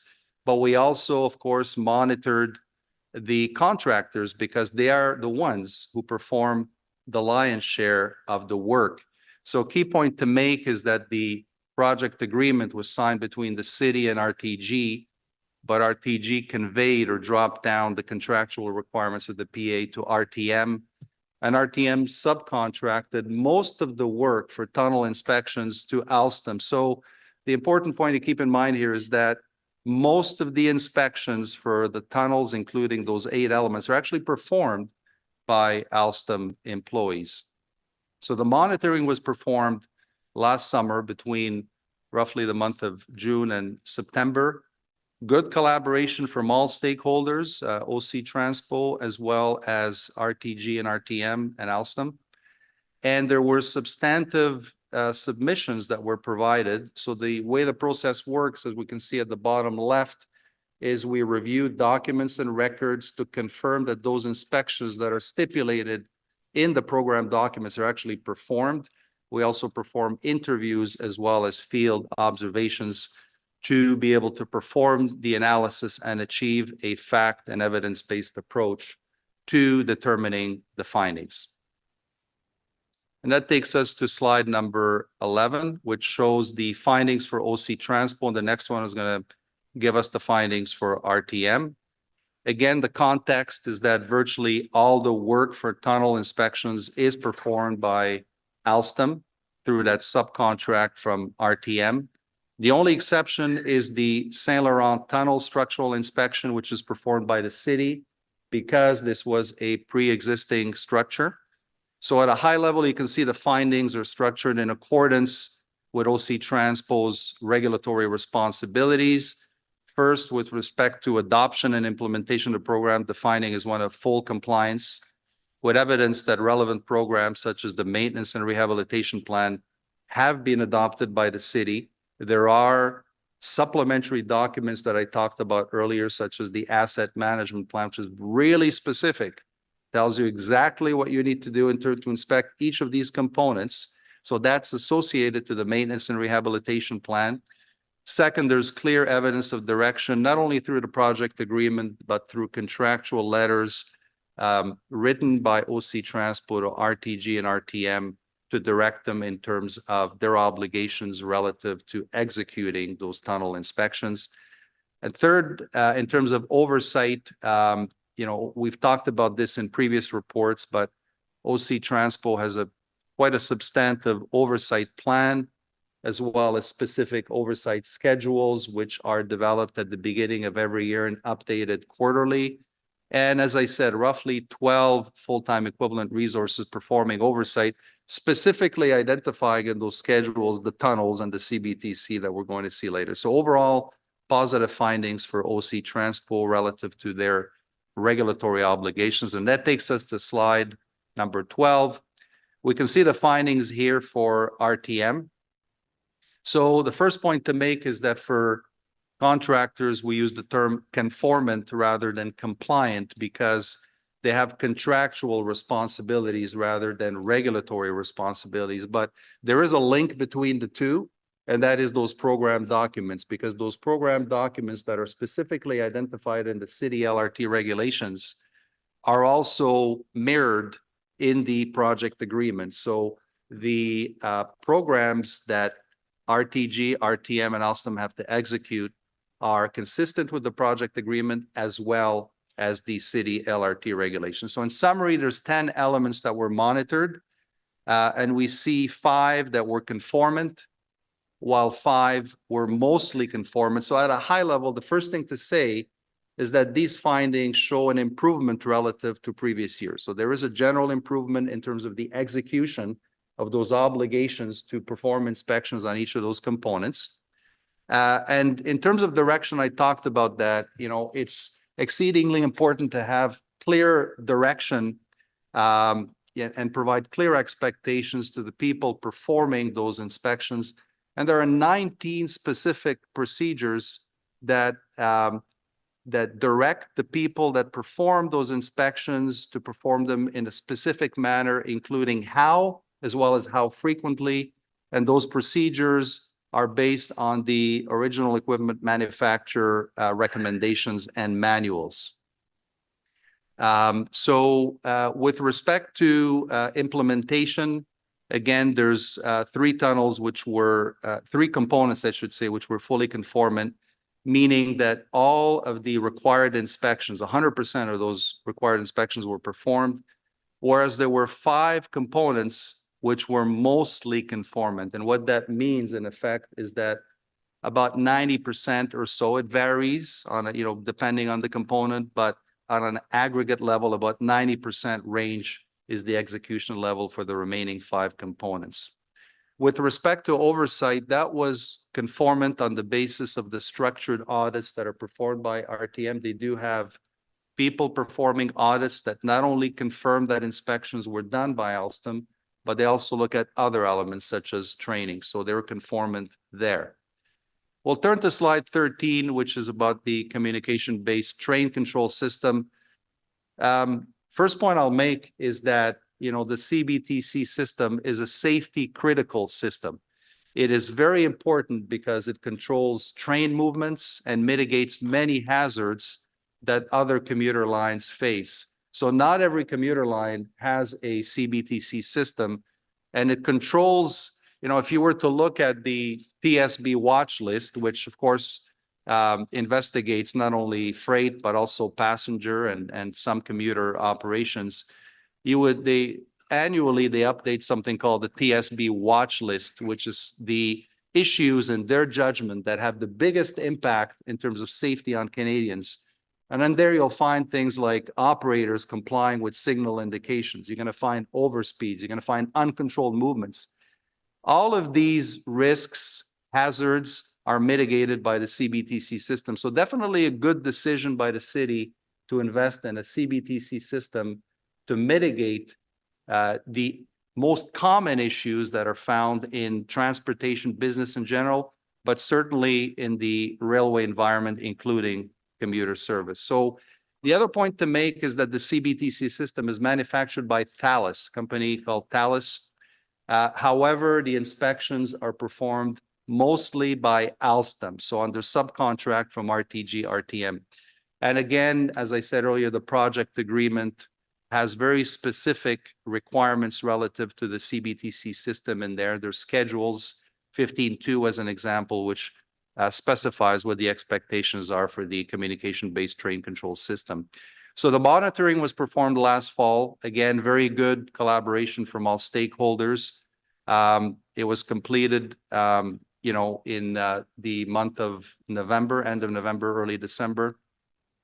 And again, very substantive submissions. When we talk about the collaboration, the RMCO has to engage all the parties, OC, Transpo, and RTM, because there's a structure through the procedures to perform the monitoring, but there's also resources that are required to provide those documents and records that are requested, as well as the interviews and the field observations. So overall, good collaboration and over 900 documents that were submitted and reviewed to achieve this fact and evidence-based assessment of the findings. So we'll turn to slide number 14, which shows the findings for the CBTC inspections for OC Transpo.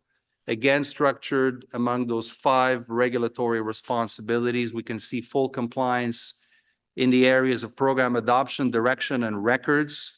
The area of oversight was mostly compliant, and we'll turn to the next slide to explain why. So the first point is that, and I mentioned earlier, a very substantive oversight plan by OC Transpo with specific schedules and significant resources. However, the monitoring found that OC Transpo is not monitoring the training of those employees that are performing the CBTC inspections. They're called S&C technicians. And there's also a conformance issue that was found by the RMCO in the review of the training records for those S&C technicians, and we'll talk about that later.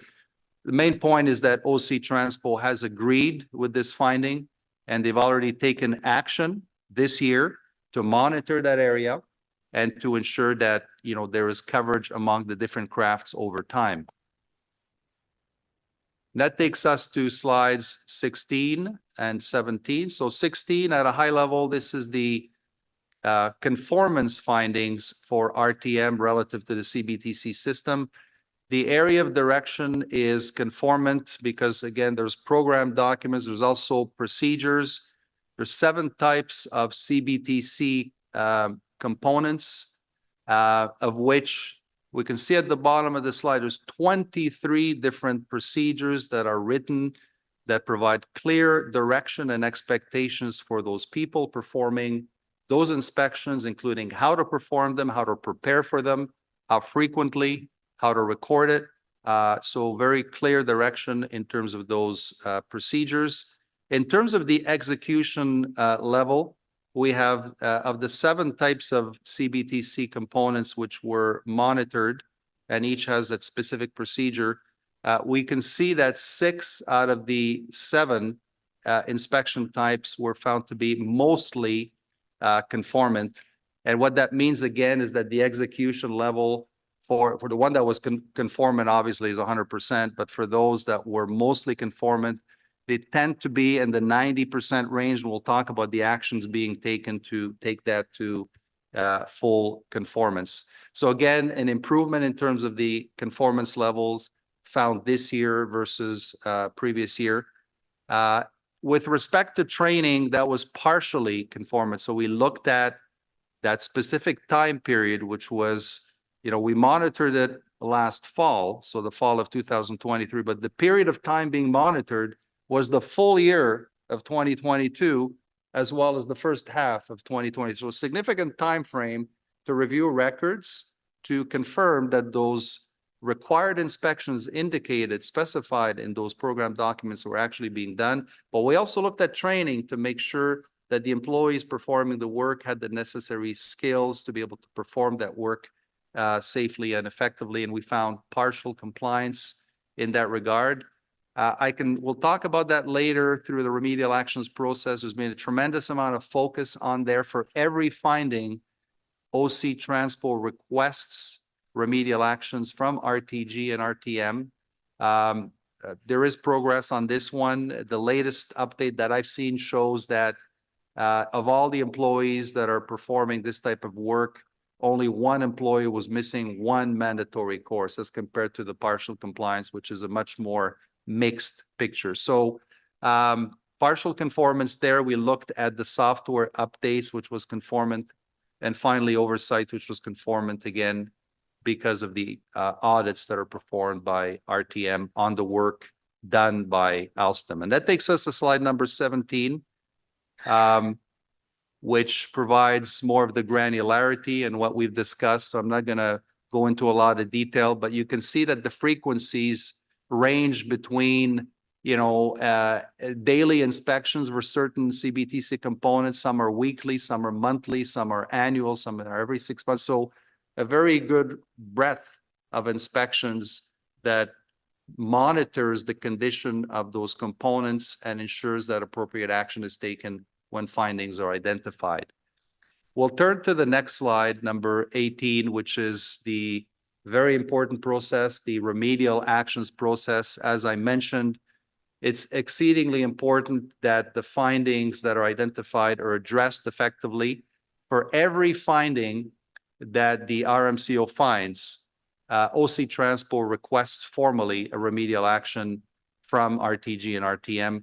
There's actually a process map that was put together that identifies the timelines for each of those activities, when the remedial action plan needs to be submitted and when the implementation of those remedial actions needs to be completed. And the resolution of those remedial actions is driven very actively. I talked about the contractual letters that are written by OC Transpo, but there's also regular meetings that take place involving the RMCO, OC Transpo, RTM. Alstom is in some of those meetings as well. But we review every one of those findings, discuss their remedial actions, and get some information in terms of the progress as well as the estimated completion dates. So when we look at the overall picture, as I mentioned earlier, 48 different findings by the RMCO since revenue service inception, since the monitoring started in the fall of 2019. 39 are now closed. So it's a little bit better than what you see in the annual compliance report because the progress continues up to today. Of the 9 items that remain open, 2 relate to training, 3 relate to inspections of track, LRV, and catenary. 1 relates to the security management system, defense intrusion detection system specifically, and 3 relate to the most recent round of monitoring, the CBTC, as well as tunnel inspections. So the point to keep in mind here, you may ask, well, why is it taking so long for these items to be addressed? The first point I'll make is the collaboration is good. Everybody's working really hard to address these. We get updates from RTM and RTG every week or every 2 weeks. We meet them regularly. The goodwill is there, no doubt. So, when we look at the nature of these issues, closure is actually very challenging because if we think of inspections, the bar is very high. We're looking for 100% conformance. We want all those inspections that are specified in those programs to be executed. So, and we see that we get some of that for certain components, but we also have some that are in the 90s. So to take it from the 90s to the 100% level is challenging because of the variations in operation. You have extreme weather events, you have unplanned events. That's the challenge. That's the discussion that's taking place right now. And we also want to ensure that if an inspection is either missed or is later than the allowable time frame, that it goes through what they call a concession management process, which means that the risk is assessed and that the appropriate disposition is taken to mitigate the risk. So there is progress. And I think the good news for everybody to keep in mind here is that the process used by all parties is diligent. It's not just to check the box. We find the item and we close it. We don't close an item until we have conclusive resolution that is demonstrated through objective evidence. So what does the overall table, next slide, shows you where we are. We can see the 48 findings since the revenue service inception, 39 closed, and the ones that are highlighted in yellow are the ones that remain open that I just talked about earlier. And that brings us to the last slide, which summarizes what we've discussed. So following this meeting and the City Council meeting of April 17, the plan would be for the RMCO to continue progressing with the monitoring, starting with the risk-based selection of which major areas of risk to monitor in 2024, and then subsequently to perform the monitoring and to continue with the reporting as we've seen earlier. I appreciate everyone's attention, Mr. Chair. I welcome any questions at this time.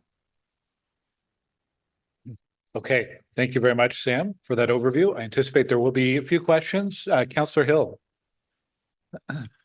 Thank you very much, Sam, and thank you to the OC Transpo team and to the city manager's office. I know that this is a collaborative effort to look at the regulatory component to ensure that we're safe. There are a couple of points that you made that I'm gonna dwell on a little bit. I'm gonna start though by, I think addressing that everybody around this table wants to ensure that we have the safest train system that we could possibly have. And we need to get there through having good oversight, through good operations, good maintenance, good procurements, good regular collaboration and engagement on this. And just to give you full transparency, and it's probably become more apparent in a moment, I'm not convinced right now that our framework is the best that it could be. And that's not necessarily a condemnation, but it's just a comment that as we evolve and mature, since 2011, since 2015, since the legislative agreements were made that set this framework up, that perhaps we have some room to mature even further, because we do have a track record of some safety issues. We have had a procurement system for this LRT that arguably wasn't as successful as it could have been. We've had 2 derailments, 2021, for a variety of reasons, which caused an inquiry. And certainly from my perspective of oversight, it's in no way, shape, or form a desire of mine to be a part of this board when we look at potentially having to do another inquiry. So I do take this extremely seriously. I understand the importance of independence, and you referred to independence, but I just want to clarify how you see your role as independent in that you report to the city manager. The city manager is designing the operations that essentially you're gonna move out on, and city council gave you marching orders in 2018 to say these are the things that we want you to do compliance on. So it doesn't seem as independent as it could be if you're getting direction from management and council from the city on the safety programming that you're going to look at regulatory compliance for, as opposed to looking at technical specifications, industry best standards, federal policies, and applying the standards from those external institutions so that we don't run into a groupthink situation and we're simply self-adjudicating ourselves. Appreciate the question. Mr. Chair, I need to provide a little bit of context first. And first point I'll make is that the RMCO's role is not to assess the regulatory regime of the city. Having said that, I will provide you with my appreciation, context based on my 40 years plus in the industry. And I alluded to it earlier that in order for things to go right in terms of a safe and reliable operation, bearing in mind, again, that the city, I think, has made some very good decisions to mitigate those risks that you find in TSB watch list and the other commuter lines face. So CBTC is one. Another good decision is there's no grade crossings. That's one that you see very high up there in terms of the TSB watch list. But having said that, the things that need to go right for an operation to be firing on all pistons, so to speak, and to run safely and reliably requires that the design be right, requires that the regulatory compliance in terms of those inspections be done correctly, requires ongoing focus on quality assurance and training.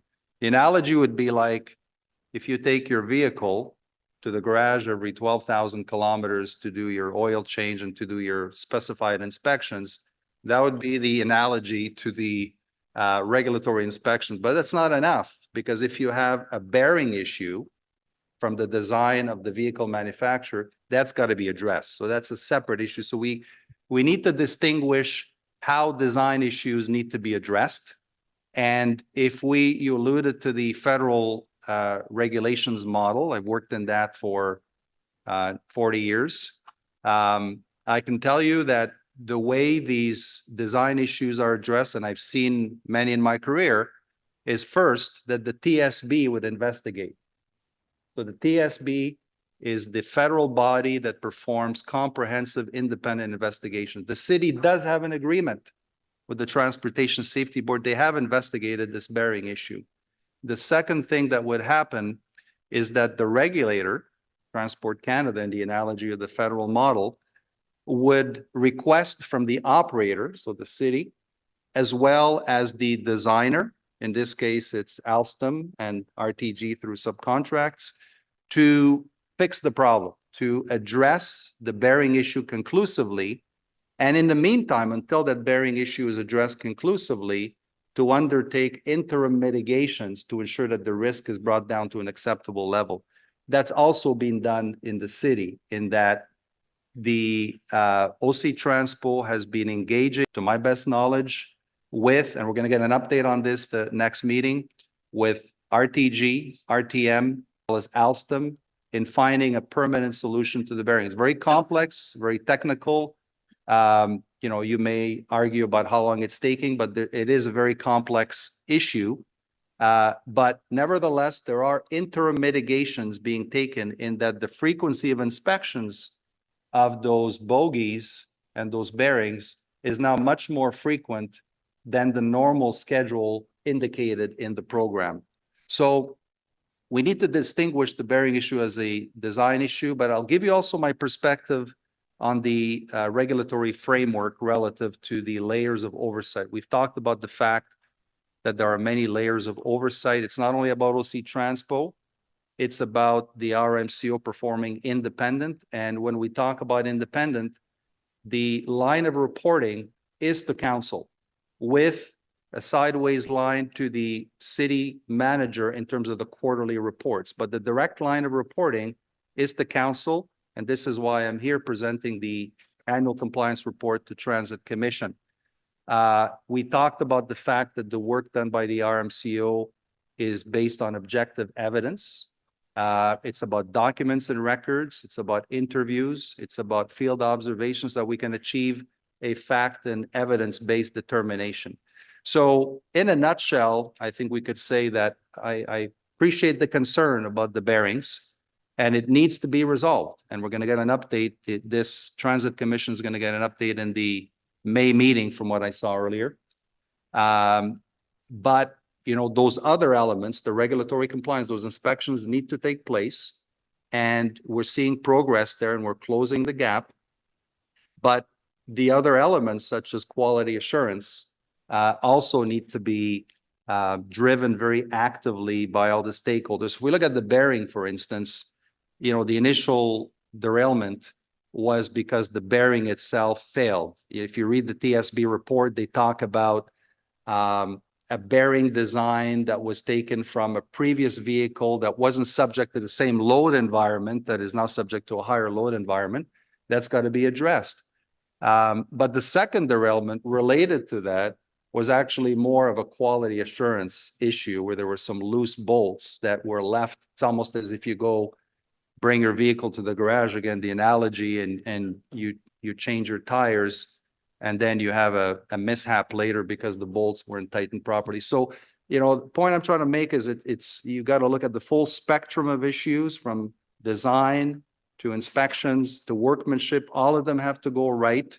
And that but I can tell you from my experience in terms of the regulatory regime model, the many layers of oversight that are present in the Confederation line are very substantial, and they do provide perspective because it's not only about OC Transpo and the RMCO, but also external experts that perform audits of the SMS and SEMS that are also sent to Transport Canada for review. No, thank you for that, Sam. You referred to some good decisions that the city made vis-a-vis the safety options. You cited, you know, having no grade crossings and the collaboration and the CBTC process. I'm not going to dispute that. But I would say when it comes to a serious safety related issue, or I would call it regulatory framework issue, is it appropriate for the entity, the corporation that's going to be operating and maintaining that system to be the one deciding, making that good decision? As a councillor in a ward where we have multiple at-grade crossings, I agree with that. I'm also well aware we've had accidents at several of those at-grade crossings. So I don't dispute the logic and the good decision behind management and executive leadership to say we shouldn't, for example, have at-grade crossings. My challenge is, why is that not simply regulation that we are being compliant with so that we don't have to potentially make a bad decision, as perhaps we've seen in the past when we look at our light rail journey? I think to answer that question, we would need to ask, you know, does the regulatory regime have the necessary mechanisms to bring resolution to design issues? Because I think from just a pure oversight point of view, we agree that making sure that your inspections are done is not going to fix your design issue. That's like the vehicle again, you bring in your vehicle, you do your 12Ks, it's not going to fix the design issue. So are the mechanisms in place, and are the actions that were taken in the Confederation line consistent with what would be done in a federally regulated model to address the issue? And as I said, if this kind of issue would happen in a federally regulated model, we would need to get impartial, objective, comprehensive investigation to know what happened. So that was done by the Transportation Safety Board. It's a federal agency, and I know them very well. They're very, very capable people. They have laboratories, they're, material testing. They reviewed this and they did provide some letters about their findings. And then the regulator, and the city is the regulator relative to the Confederation line, and the highest ranking officer of the city is the city manager. So the city manager would need to ensure that all the parties are engaged to find a resolution to this bearing issue. So what has happened at the Confederation line is, with the engagement of the city manager to ensure that OC Transpo is working closely with the contractors and the designer in the same way that Transport Canada would work with the operator, as well as the manufacturer, the designer of the bearing, to ensure that there's a process in place to do two things. One of them is finding a definitive solution to the bearing design issue. And the second one is what we do in the meantime to ensure that there are interim mitigations that bring down the risk to an acceptable level.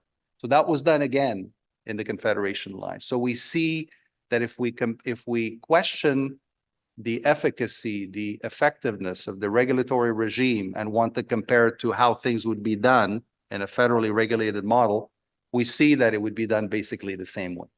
Again, I do understand the concern because bearings are a very important element, and we need to bring that to a resolution as quickly as we can, because all those components, design being one of them, regulatory compliance being another, quality assurance being another, it's like a chain with many links, and all of those links need to do their job. So you can have a link that's really solid, but if you have an issue with the bearing from a design perspective, and everything I've read indicates that that's what the issue is, that needs to be addressed.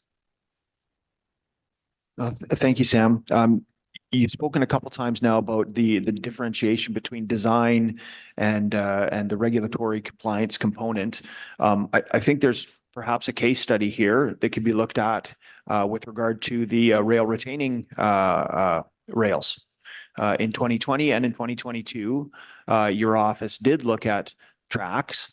At that time, I'm assuming the acceptable technical specification for the distance from the retaining rail from the actual rail face was 3 millimeters.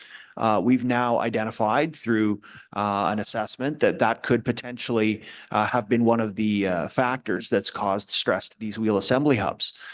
So that is a design issue, which either we did not build it to the proper technical specifications at the time at 3 millimeters and it should have been 5, or we caught something that was causing a problem and now it is within specifications. But certainly that is a design issue that has gone through 2 iterations of a regulatory compliance assessment and was not picked up. Right, thank you. So, Mr. Chair, as I mentioned, the RMCO's scope of work is to confirm that the inspections that are required in the program documents are performed. So the inspections that were monitored in 2020 for the track and for the LRVs and the catenary, as a matter of fact, showed that there was some partial compliance in some areas, mostly compliance, and as it was a mixed picture. 2022, there was a little bit of an improvement, but I'll make the point again, you can perform your inspections in accordance with your program requirements, but if there's an inherent design issue, that's got to be addressed separately. So when we get to the bearing, I know that there is a discussion right now about the impact of those lateral forces. I cannot speak to the validity of that or the relative importance of that. One thing we know for sure is that we need a stronger bearing in order to ensure that it handles the curves and the distance between guardrails and rail in the Confederation line. And this is in progress right now. The other concern, of course, is what do we do in the meantime? And that's where those interim mitigations are so important, where the inspections for those components has been shortened, increased substantially to ensure that we have visibility so that when something starts to go wrong, that an action is taken immediately to prevent a mishap from happening. Do you have that flexibility? So I know you'd mentioned that in 2018, your work plan was identified. It was given to you by council. You're moving through that kind of on a key piece by piece basis to do the quality assurance on those specific topics. But if you were, for example, to say, I am concerned about the bearing, I'm concerned about the new design and how that applies to safety specifications, could you then say in 2024, we're actually going to shift focus onto looking at the new pinned collar wheel assembly hubs that are going to be coming out shortly? Is that something that you have the flexibility to do, that you would come back to us or that you can adjust, or are you locked in on your programming? Also, short answer is that the RMCO does not get into the investigation or technical solution to a design issue. There's experts that are hired for that. The city's working very closely with RTG as well as Alstom, who's the designer, to find a solution. The flexibility that the RMCO has comes through the risk-based analysis, so that the risk-based analysis that is performed at the beginning of every year and then revisited in the middle of the year is to determine which are the areas which are most at issue, which are critical for the city to understand risk and compliance. And that's how those areas are determined in terms of, the areas to be monitored. Having said that, once again, if we were to look at LRVs today and we were to identify which of the inspections in the regime of inspections of LRV. So there's 10K inspections, 25K inspections, 30K inspections, 50K inspections.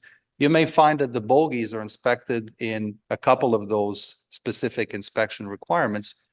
However, it comes back to the analogy that even if you bring your vehicle in every 12K, but it fails in between because there's something wrong with the bearing, because that 12K inspection is designed to capture normal wear and tear.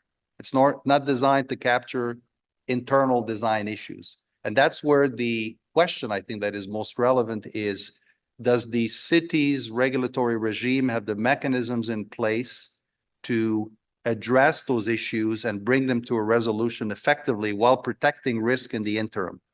And from what I see, the layers of oversight are there. Design issues being addressed in a very, very similar way to how it would be addressed in a federally regulated regime. TSB investigating, and then the regulator requesting that the issue engagement of the operator as well as the design.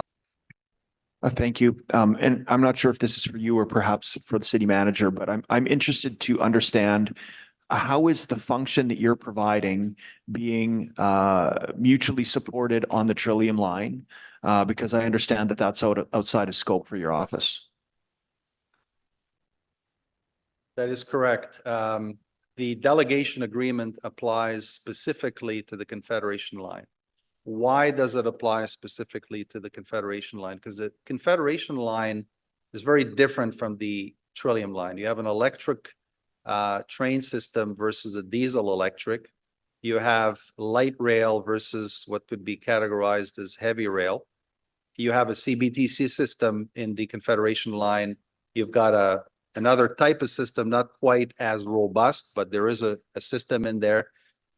So it boiled down to the expertise of Transport Canada and the very, very specific technical requirements of the Confederation line, which Transport Canada, quite frankly, said themselves they were not equipped to be able to regulate and monitor and audit. And this is where the delegation agreement came in. But bear again in mind, delegation agreement did come with some strings attached. And the strings attached that it's just not self-regulation, because it's not only OC Transpo doing monitoring. You've got an RMCO, which reports to council and provides this transit commissioner report. You've got independent experts that are hired periodically, including the triannual audit of the safety management system and the security management system, which is, by the way, not only performed by an independent expert, but also provided to Transport Canada for review. Thank you. My last question, a fairly specific one to your report. I just want to confirm, when I read your report on page 25, you referred to WMS 004. I don't know what that means, but you indicated that was non-conformant. And that's the only piece in the report that I saw that actually spoke to something that was non-conformant. Can you confirm what that refers to and what that means? Yeah, certainly. So when I talked about the fact that there is a lot of specificity relative to the inspections required for both tunnels and CBTC, I also mentioned that the direction was conformant. What that means is that there are procedures. So the WMS is a procedure, and it is a procedure. There is 19 procedures for tunnels and 23, if I remember correctly, the numbers. And each of them specifies how to prepare to perform inspections, how to perform them, as well as how frequently to perform them, and then to record them. So those inspections do reflect the requirements of both the project agreement as well as the original equipment manufacturer recommendations. So what the monitoring process consists of is confirming that the frequency of inspections stipulated in that WMS procedure is actually executed through objective evidence visible through the records. So what I looked for was, if it says it's a weekly inspection and I monitored an 18-month period, there had to be 52 plus 26 of those inspections that would be done weekly, and records for all of those to confirm that it was done. So if it was not conformant, it means that it was below a 50% mark in terms of the execution of those inspections. So generally speaking, there's the not conformant, there's the partially conformant, there's the mostly conformant. The threshold to go from not conformant to partially is a 50%. And then to go from the partially to the mostly is 80%. And then from 80, of course, to fully conformant, you need to be right up there at 100%. Okay, but I guess just to be clear in my mind, are you familiar with that specific item that you identified as non-conformant, and if that's problematic? Because I don't understand what WMS 004 means, and it identifies that it was non-conformant. That's the only item in your report that I saw that indicated anything was non-conformant, and so I just wanted to understand what that specifically was, so that if there's a need to refer that to management, we can do that. Yeah, certainly. So I'm looking at the report right here, page 25. Page 25, second line, Right. number 3. So the WMS 004 relates to the fire detection and suppression system, and it is an inspection that is required every 3 months. So the implication there is that it hadn't happened every 3 months consistently. Exactly, that it was below the 50% threshold to achieve that partially compliant. So not conformant means that it's below 50%. Okay, thank you very much. That's all my questions, Mr. Chair. Thank you. Councillor Lowe. Thank you, Chair. I think I'm going to nitpick on little things that you had said earlier. Trillium lines diesel only. Anyway, so is it fair to assume that the Trillium line's not in your scope because it's a completely, you had already mentioned this, it's completely different technology, but also because the regulation behind it is also different? Like the Trillium line is technically still a mainline railway, whereas the Confederation line is the Confederation line. Yeah, as I've mentioned, Transport Canada does regulate federally regulated companies, so companies that operate over more than one province typically. For instance, when I was at CN, I was responsible for the commuter lines in the Montreal area under the jurisdiction of Transport Canada, because CN is a federally regulated company. They were heavy rail, diesel electric. And there was one that was converted to fully electric, but it still remained heavy rail. Here we have a very unique technology, including the CBTC system, including the Alstom vehicles that are fairly light, that are such that Transport Canada does not have the expertise to be able to regulate it or to monitor and audit it. And this is where, that's the genesis of the delegation agreement. Thank you. As the Confederation line grows, and I think we're still a few years away from it, but as the Confederation line grows, do you or Nazosi Transpo staff foresee a need for additional resources or anything to supplement the work that you're doing now, because the line's going to be so much longer? I would say that first, that the scope of stage 2 would be included in the RMCO's responsibilities. With respect to the workload, we're going to have to reevaluate at that point. My initial impression is that, there's going to be more records for sure. There's going to be the documents, the specificity on how to perform track inspections is not going to change. How to perform catenary inspection is not going to change. You're going to have more records to look through. So we're going to have to reevaluate when the time comes. So there's going to be some areas which will represent more work, others which should be the same. Thank you. And as for the Saint Laurent Tunnel being in the city scope and not in the RMCO scope, do you see that as a gap at all, or are you more or less comfortable with the current arrangement? Well, the reason, my best understanding, and the city can feel free to comment on this, is that the reason why the Saint Laurent Tunnel remained under the responsibility of the city to perform structural inspections. This is a structural part, right? And those are biannual, every 2 years on the Ontario Structures Inspection Manual, because it's a pre-existing structure. It's a structure that was there before. It was subject to significant rehabilitation work, when the bus stations were redone. So, from a pure sort of rationalization perspective, it makes sense to me that it was under the city's responsibility before. Continuing work planned in the future with this rehabilitation that was done, so the city would continue to look after it. So yeah, it makes sense from my perspective. So you don't see it as a gap at all? Okay, sorry. Chair, if you don't mind, I know that Sue Jones from Infrastructure Services is online. Maybe if she wants to comment, feel free, please. It's Galaberge here on behalf of Sue, and I agree exactly with the words that the RMCO spoke. The structure was a pre-existing structure. It was built in 1987, so it's around 37 years old. We have in the last few years completed some significant structural rehabilitation on the deck platform on the bus loop, and as such, and continue to perform inspections as well through the OSIM requirements on the structure, with one planned this year in 2024. Thanks, Scott. It's funny to see you back here.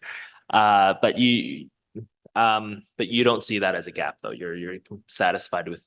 Well, I mean, what any party that is responsible to perform the structural inspection simply means that you have to allocate the appropriate resources in terms of technical capability and as well the capacity to perform the work. And there's no indication to me that the city doesn't have the technical resources or capacity to perform that work. Okay, no, that's good to know. The last thing is more of a clarification for myself and perhaps my colleagues here. The use of conformant versus compliant. You had stated that conformant is used, and I saw that conformant is used for subcontractors, whereas compliant, I think, generally applies to RTM, RTG in there. So is it safe to say that conformant means that it's conformant to the contract agreement?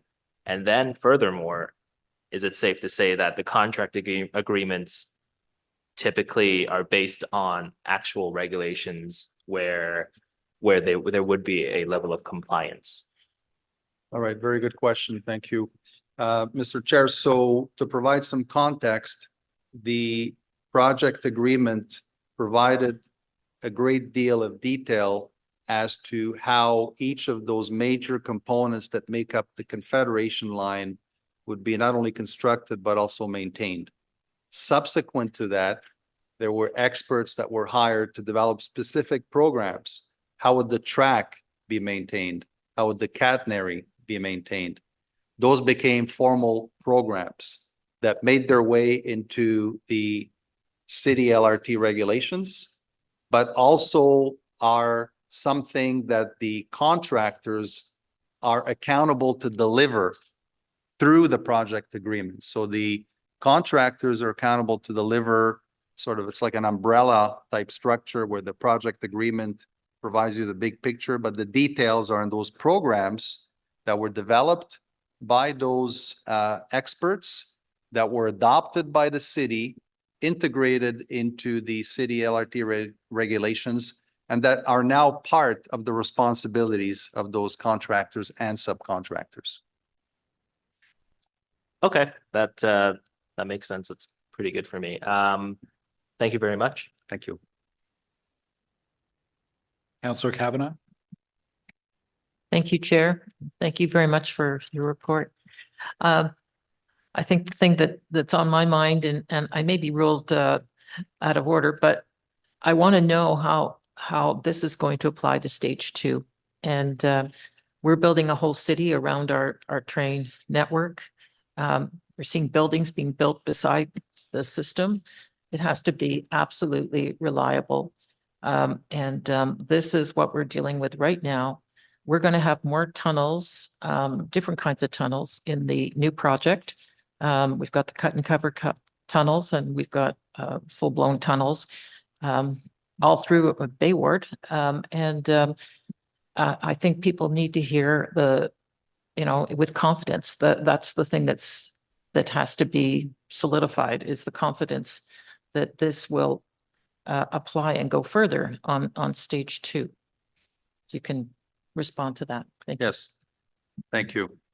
Mr. Chair, I will go back to the comment I made earlier in that the scope of the RMCO is to confirm that the requirements of those program documents are executed so that I can report back to this Transit Commission as to whether the regulatory compliance piece and conformance piece is where it needs to be.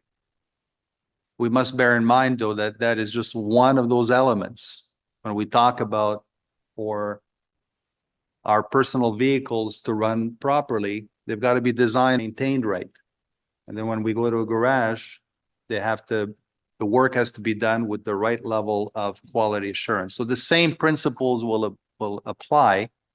I will let the city speak to this, but certainly from a regulatory compliance point of view, the structure, the risk-based analysis, the fact and evidence-based approach to determination of findings will be the same.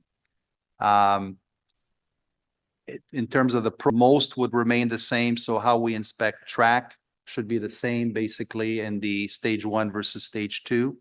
The vehicles, of course, are being looked at from a design perspective to ensure that when we introduce vehicles in stage 2, that bearing issue is addressed. And of course, that same level of focus and a higher level of focus even needs to continue being exercised relative to the execution of the work, not only in terms of ensuring that it's done, but relative to also the quality assurance piece and the workmanship. And this is something that, RTM monitors the work that Alstom does. Alstom has their own processes. OC Transpo performs oversight on all those particular aspects, experts such as TRA, among others, that are hired to give us a different set of eyes and perspective to make sure that that work is done appropriately. But I guess at a high level, we can look at regulatory compliance and be satisfied that there's progress and that we intend on closing the gaps and that those improvements are going to be supportive in terms of a safe and reliable operation on stage 2. But all those other components that I talked about also need to be firing on all pistons. Thank you. What are the lessons learned that we can apply to stage 2? Thank you. So good question. when we look at the learnings and I can only speak again from the perspective of the RMCO, because as I've mentioned in the beginning, the RMCO doesn't assess either the programs or their adequacy or sufficiency, but there are many things that have been done to make the operation more reliable and to reduce the risk profile. So for instance, if we think of the security, and I'm relating it to the work done by the RMCO.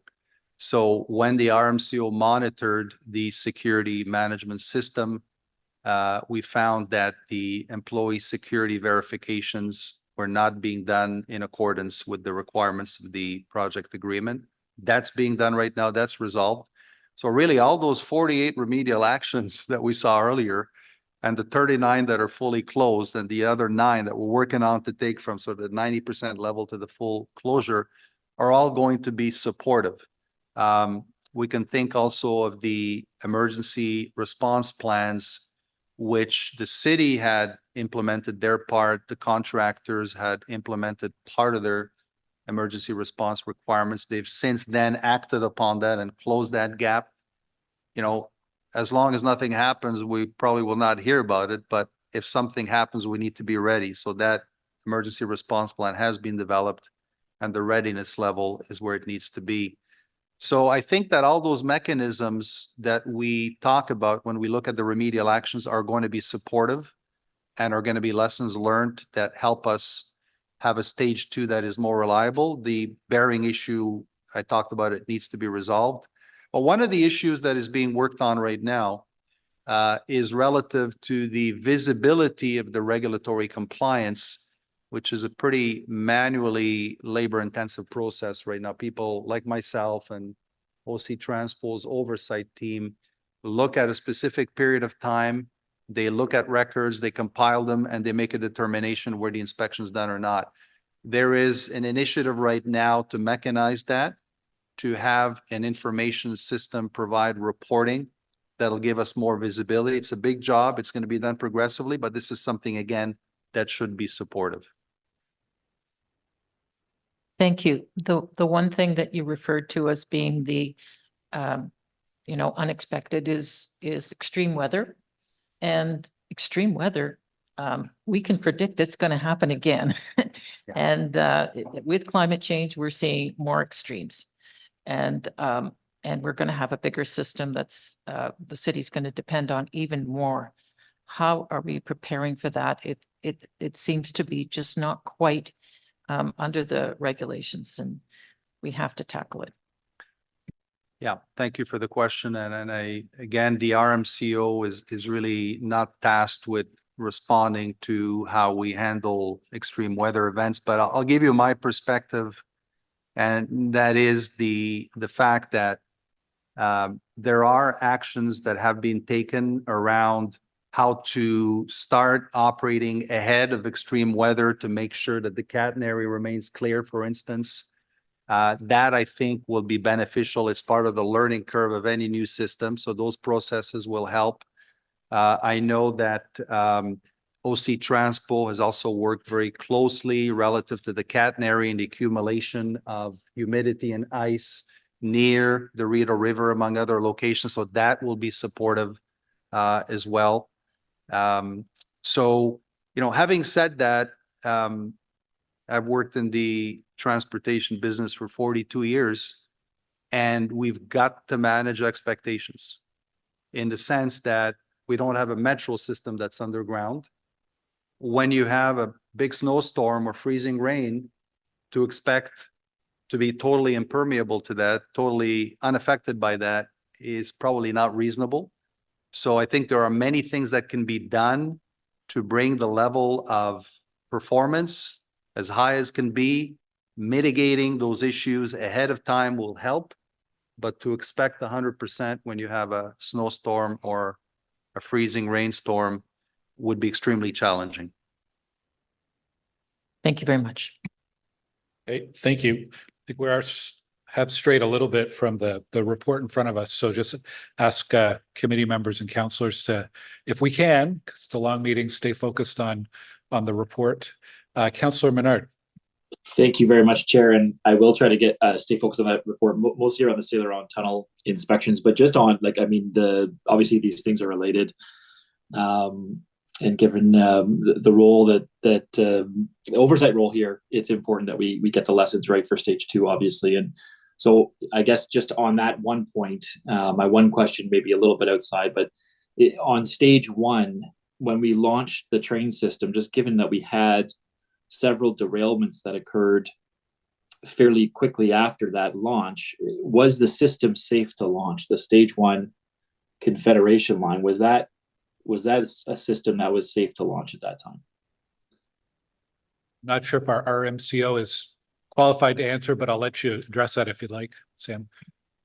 Mr. Chair, this is a question I think that's been deliberated for a number of years, discussed at the provincial inquiry, deliberated internally as well. I cannot answer that specifically. I know that the city exercised a great deal of diligence in terms of hiring experts to make sure that the line was ready. But having said that, I talked about managing expectations earlier. Whenever you have a new operation, we need to anticipate that there will be growing pains, that there's going to be some issues that we need to deal with. There's the learning curve from the employee side. We may discover things on the equipment side and process side that we hadn't fully anticipated until we see them under those extreme conditions. The key is to be able to deal with them in a conclusive and effective manner, and to ensure that those learnings are actually applied as you learn from those and go forward to the next step. So that's all I can say at this point. But clearly there's been some issues. I think some have been dealt with. Others, like the bearing, is in the process of being dealt with. But there's going to be some growing pains. The extent of how many issues you're going to have and how long it's going to last is something that I really can't comment about, other than to say that it's a function of how much of those technologies are new and validated. And when it comes to the integration of all those elements, there's going to be some learnings in there as well. Okay, thanks for that, Chair. I know it's a bit outside of the topic, so I'll get on the topic here, but obviously we want to make sure with stage 2 that we're being as safe as possible. I think unequivocally the Line 1 launch, it was not a safe situation because we had derailments that occurred shortly after. Regarding the Saint Laurent tunnel inspections, after the rehabilitation work on the tunnels, a walkthrough of the tunnel was done in 2023. Would a walkthrough be as exhaustive an investigation as the planned inspection? Thank you for the question. So, Mr. Chair, again, we need perspective about the RMCO's work, and that the RMCO is going to collect objective evidence through documents and records to confirm that inspections were done. There's going to be interviews as well as a field observation to corroborate all the information to make sure that it is consistent. But the RMCO does not perform a technical inspection of the tunnel. Through that was done was part of the process that the RMCO uses to review the facilities at a high level, to talk to the individuals involved in the inspection work. But I want to reiterate the fact that it was not a technical inspection. Okay, thank you for that. In 2022, there was a decision to delay the inspections for 3 of the 4 Saint Laurent tunnel structures. And I'm wondering, I guess it's because of MTO policy that was occurring in terms of a rehabilitation going on, but I'm wondering what the exact reason might have been and why we didn't go back in 2023 and inspect those three tunnel structures. All right, thank you, Mr. Chair. So the RMCO identifies what the inspection requirements are from those programs and applicable regulations. In this particular case, the OSIM inspections are applicable, meaning that you need a structural inspection every 2 years. Indeed, There are 4 structures that make up the Saint Laurent Tunnel, 4 distinct structures. The 2020 saw inspections for all those structures. However, there wasn't objective evidence. When we talk about using a fact and evidence-based approach to making a determination, we did not find any objective evidence corroborating that inspections were done on 3 of those 4 structures in 2022. Now, there is in the provincial regulations, in the OSIM, a mechanism for deferring an inspection. The decision would have to be made by the organization's senior structural engineer. So the RMCO verified whether that took place. We did find the records to substantiate that that was deferred for 3 of those 4 structures in 2022. It took place when there was major rehabilitation work. So the notion, the logic behind it is that you have many experts that are, walking in that area, that are seeing what's going on and that are able to identify any potential issues. That's sort of the logic behind it. And my understanding is that the inspections for 3 of those 4 structures were deferred to this year. So we should be seeing the structural inspections for all those 4 structures in 2024. Okay, in January, we had pieces of concrete separate from the main slab, causing debris to fall along the track at Saint Laurent. Did the separation occur in the structure that was inspected, or was it in one of the 3 that weren't inspected at the time? Thank you, Mr. Chair. I will turn it over to the city's asset management branch to comment on that. And we did hear from them earlier, so we'll turn it over to them at this point. Thank you for the question, Chair. The area that the concrete delamination was found that was later scaled off was in an area where the OSIM inspection had been skipped related to the construction activities that were taking place on the structure through 2022 and finishing late 2023. We are working currently with OC Transpo to schedule the 2024 OSIM inspection for this year. Okay, so I guess would these inspections, had they gone forward as scheduled in the areas that weren't inspected, have identified that concrete issue? It's tough to say, Chair. When the issue would have occurred and based on the timing of the OSIM inspection, it's tough to say for when which would have happened first, if the delamination would have been present at the time of a 2022 inspection, or if it would have happened after that inspection. It's really tough to say. Okay, I guess the question we have to ask ourselves, if we'd only delayed the inspection by 1 year and did them in 2023, we likely would have spotted the problem and we could have potentially spotted the problem, could have addressed it, I guess, prior to it causing the shutdown in January. Is that a possibility that could have occurred if we had the proper inspection, just delayed into 2023? Yeah, again, the construction continued in through 2023. So the construction wrapped up fall of 2023.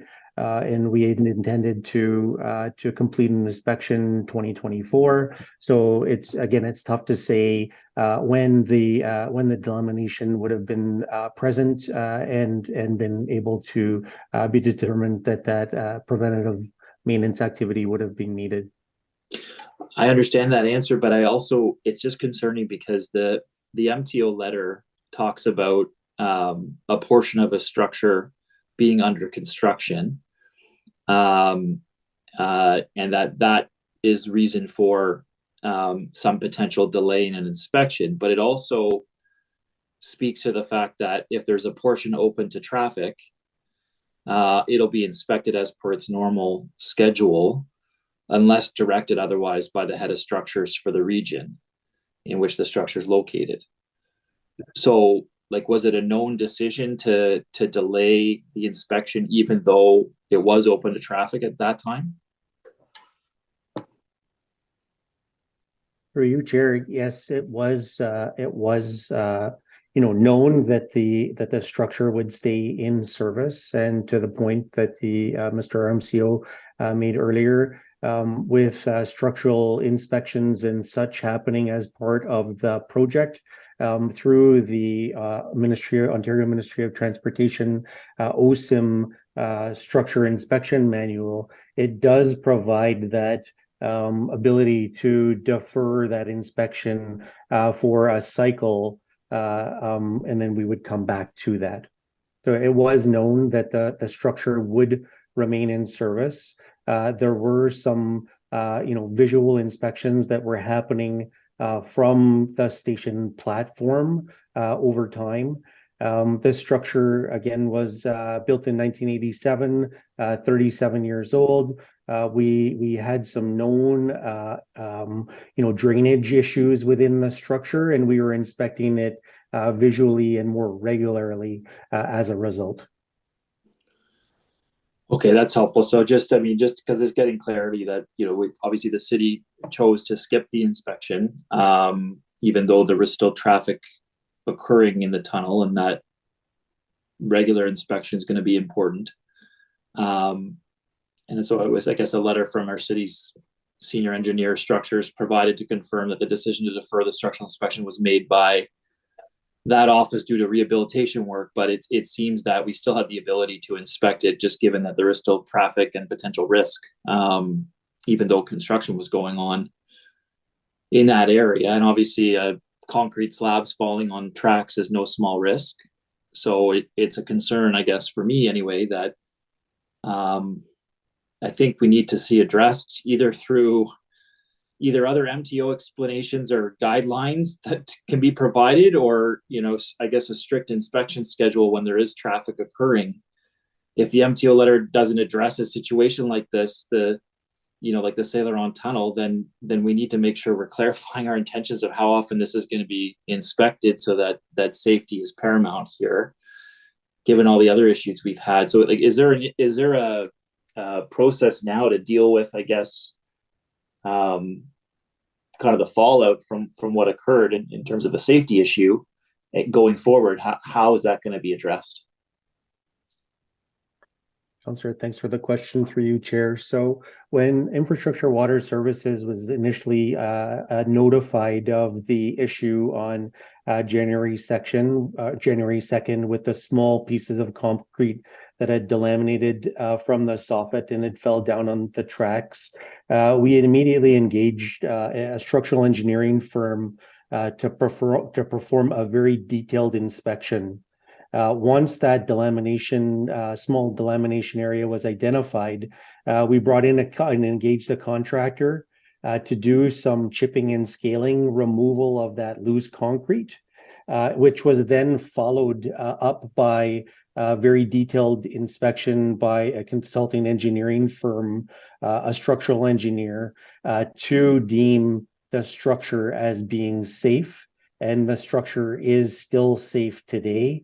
We will follow up this summer or fall with a detailed Ontario structure inspection manual inspection per the Ministry of Transportation guideline. Okay, I just hope in the future, if there's an inspection that needs to take place in that area because there's still traffic occurring through there, that we're not waiving the need to do an inspection. Obviously, this could have been potentially caught with an inspection, and I'm glad it's safe now, certainly, and I appreciate the explanation. But I think those inspections are important for maintaining safety along the line, and we shouldn't be delaying them when there's actual traffic still occurring there. So thank you very much for this. Thanks, Chair. Councillor Brockington, you managed to join us. Welcome. I did, Chair. Thanks so much. And thanks to Mr. Barata for the presentation, and I acknowledge the modified format. So thank you very much, sir. Councillor Menard did justice to the questions about the tunnel. That was going to be the focus of my questions today, the Saint Laurent Tunnel, so I will not go over the same questions. I will ask though, Mr. Brada, your quarterly reports to the city manager, what do those reports entail? Are they similar to your annual report, or do you cover off anything different than what you've shared today?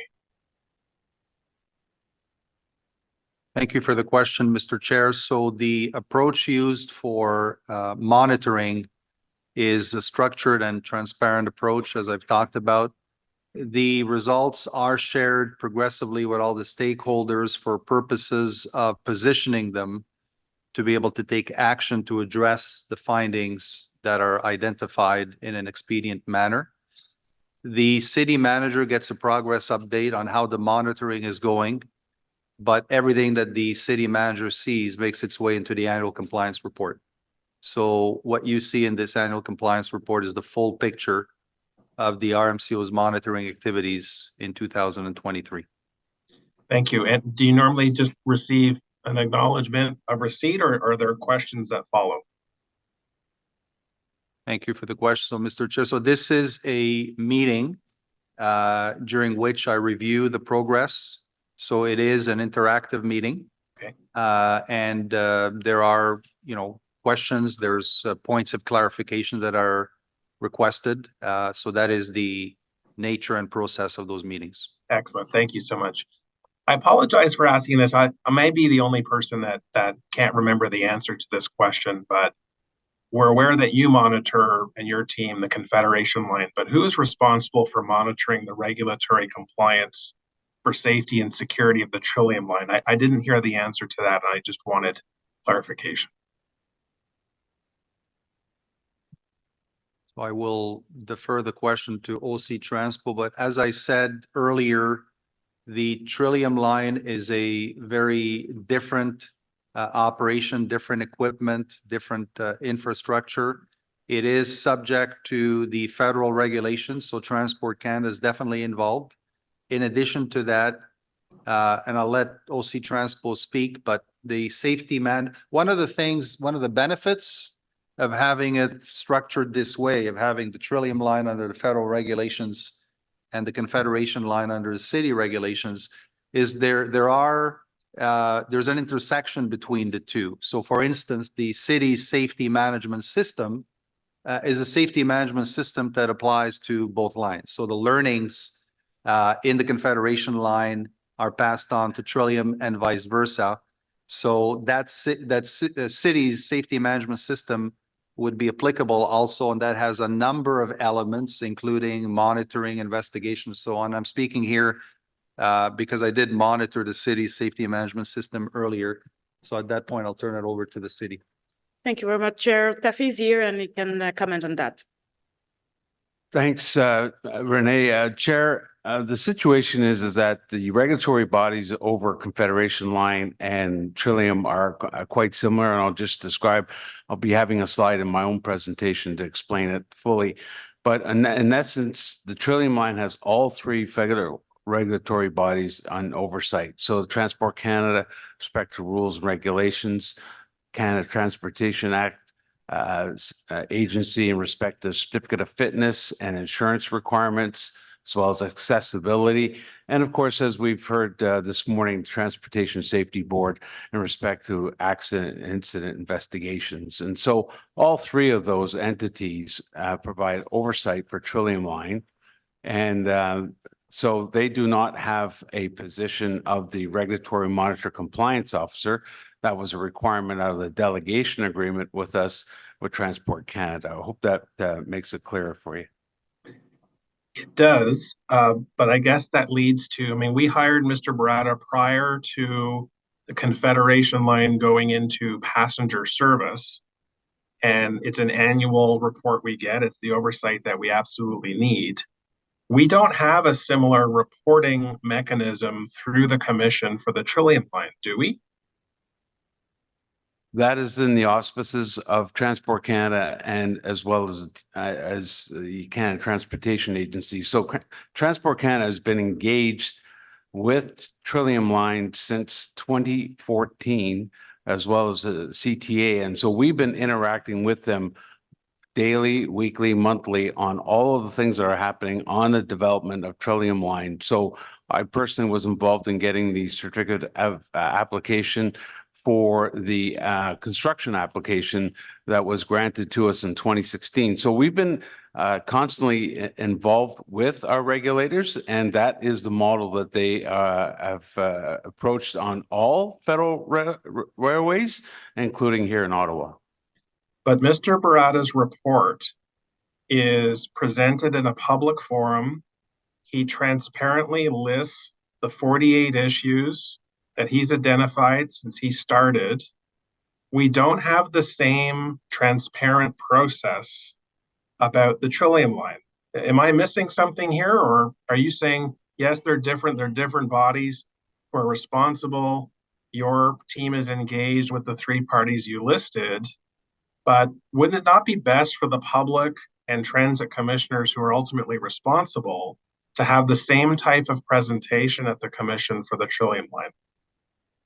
Under federal regulations, to operate a federal railway, you need a certificate of fitness that's issued by the Canada Transportation Agency, predominantly focused on insurance, and under the new regulations for Transport Canada Railway Operating Certificate, which we received when it was first issued in 2016.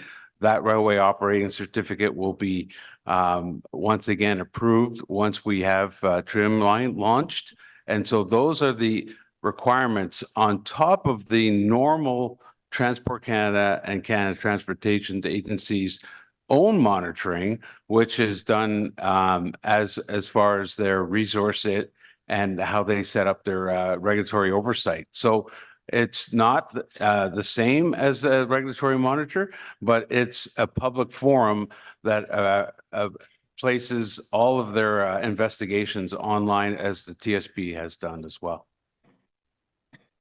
Yeah, I guess, Chair, I'm confused why we would treat two different lines differently when it comes to regulatory compliance. It's critical. You heard the questions from Councillor Hill to start off.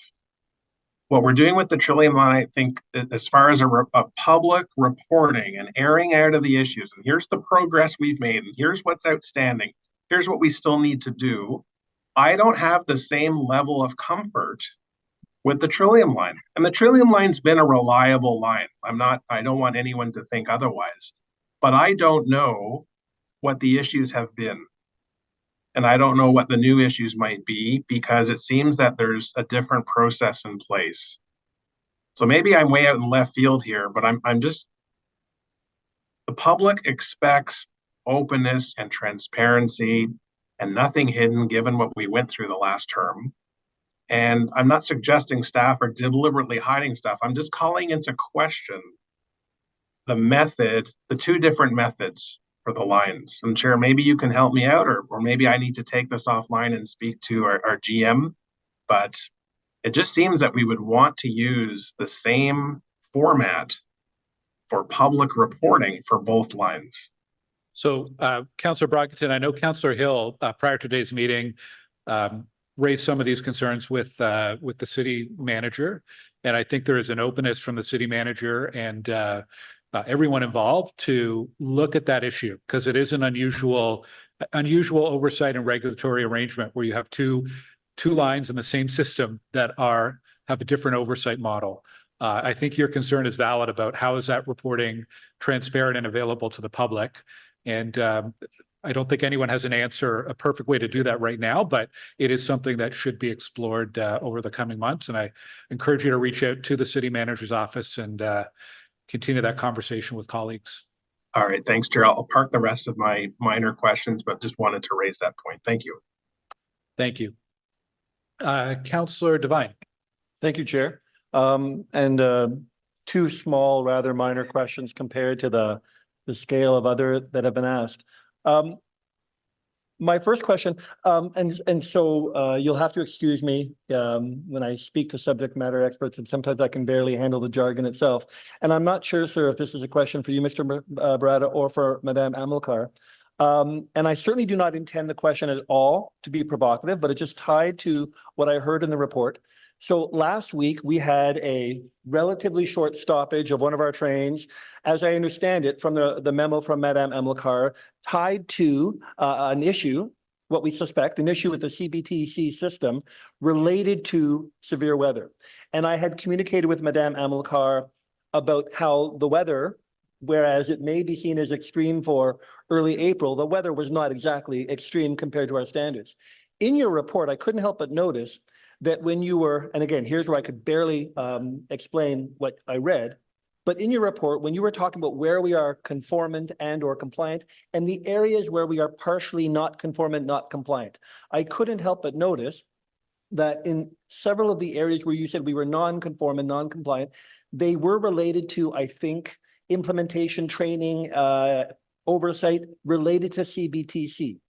And so my question, and this may be completely false equivalency, and I don't intend it to be, but is there any correlation between the fact that last week we have a train unexpectedly stopped due to extreme weather tied to CBTC, and the fact that your report points to some non-conformity, as you mentioned, a report tied to CBTC? Is there a correlation there?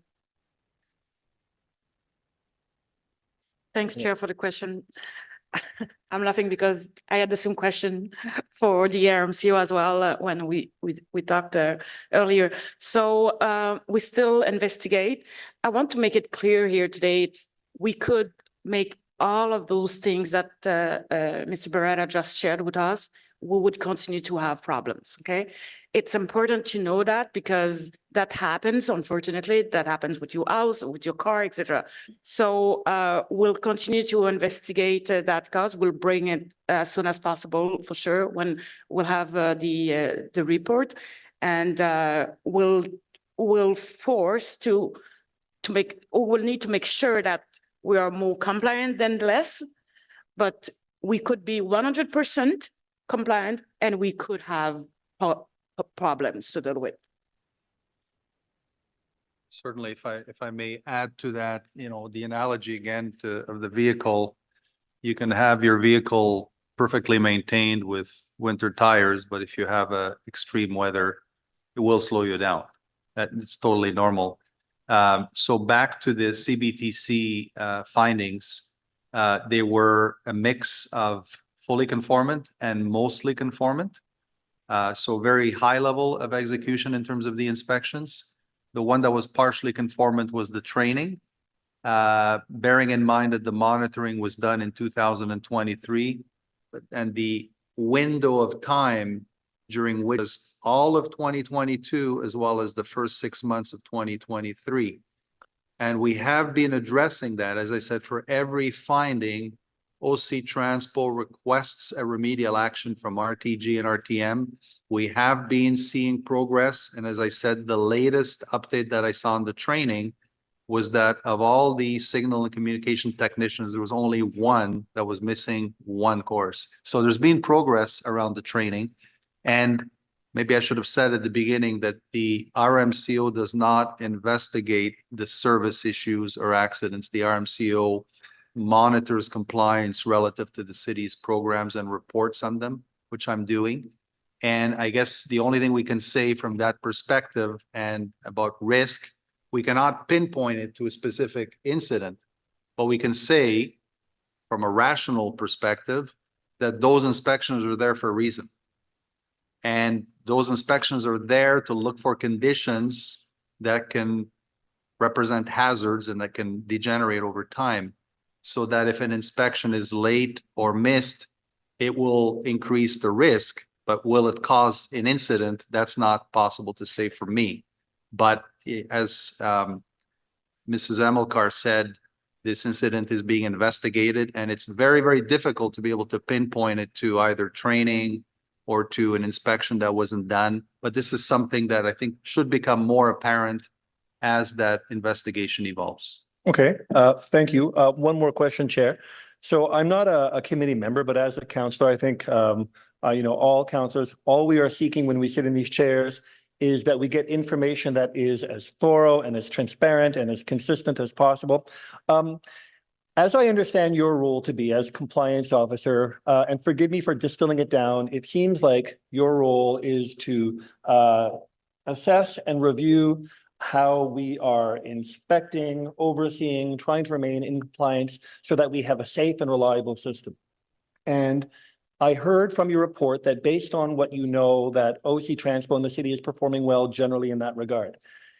And I hadn't intended to ask this question, but at one point I heard you say, based on everything I've read. So I was at a transit commission meeting several months ago when I believe it was the briefing when we heard from about the wheel pin assembly, and Alstom and RTG were both present. And it was from that meeting on, I understand that that Alstom reports to RTG, RTG reports to us. And I've asked questions to staff about what I understand to be a different interpretation of derailments and wheel-bearing axle assemblies between Alstom and RTG. There is, as I understand it, an Alstom Sustainable Solution Report, otherwise known as the Alstom Report. RTG has that report. We don't have that report. As I understand it, RTG will be delivering a consolidated report to council in December of 2024. I don't know whether or not that consolidated report will contain the full Alstom report. So you said here today that based on everything you know, based on everything you read, that OC Transpo is delivering well in terms of insight, oversight, and so forth. Sir, have you read the full Alstom Sustainable Solution Report? Thank you for the question. So, Mr. Chair, as I mentioned earlier, the RMCO is focused on monitoring compliance relative to city programs and regulations. The RMCO does not investigate incidents. So when I say everything I've read really focuses on the TSB investigation that they performed on the bearing issue. And they've explained, as I said earlier, that it appears to be a bearing from a vehicle that was used in a different type of load environment. And that could be related to that. So I'm not going to get into the detail, but that's basically what I was referring to. I'll come back to, first of all, to address your point. Have I seen this RTG report? I have not seen that RTG report. That's not what the RMCO does. This is handled directly between OC Transpo and RTG, RTM, and Alstom to drive for resolution expediently on the bearing issue. Bearing in mind again that to have a safe and reliable operation, many things have to go right, right? And let's put aside the extreme weather for now, but the design's got to be right. The inspections have got to be done. The quality assurance and workmanship has to be there. The training's got to be there. So the RMCO provides visibility on the inspection piece, on the training piece, but the design piece and the workmanship is handled through the city in terms of their oversight that they perform and the experts that they hire. All right. Thank you. I just wanted to clarify that. I certainly look forward to reading whichever report council is privy to when it comes. Thank you, Chair. Okay, thank you. I have one last question. I'm not seeing any other hands up. So 39 of the 48 issues that you've identified over the past few years have been closed. Of the 9 that remain open and that OC Transpo and the other actors are working on, in your opinion, do any of those 9 issues, while they remain open, present a significant risk or a high risk to safety and security? Thank you, Mr. Chair. So it boils down, short answer is, I don't see those as a major risk, but if we look at them in the context that those are about inspections and they're about training, bear in mind what I said earlier, that those inspections are there for a reason. It doesn't mean that if one of those inspections is either missed or late, that an incident will happen, but it stands to reason that the risk, there'll be a little bit more exposure in terms of risk. So I think we need to look at it from a progression point of view. And, if we were to ask that same question in 2020, when we first monitored the track and the LRVs in catenary, the level of nonconformance was significantly higher.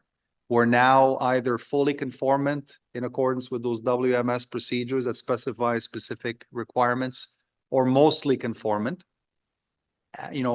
So we're at a point where we need to sort of strive to achieve that 100% conformance, but that gap that remains in terms of the 5 or 10% for certain of those procedures, it does represent a little bit of additional risk. And this is why the remedial actions process has been driving very hard to ensure that we have the reporting for visibility and that we have ongoing oversight to ensure that we maintain a view and understanding of what that potential risk level could be.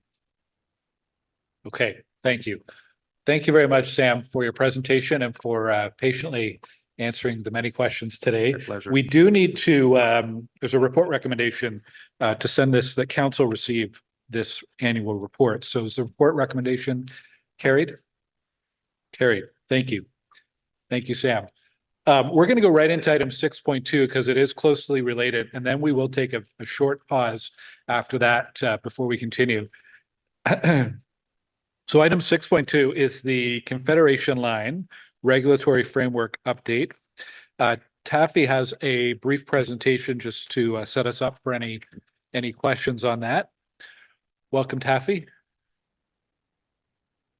Thank you, Chair.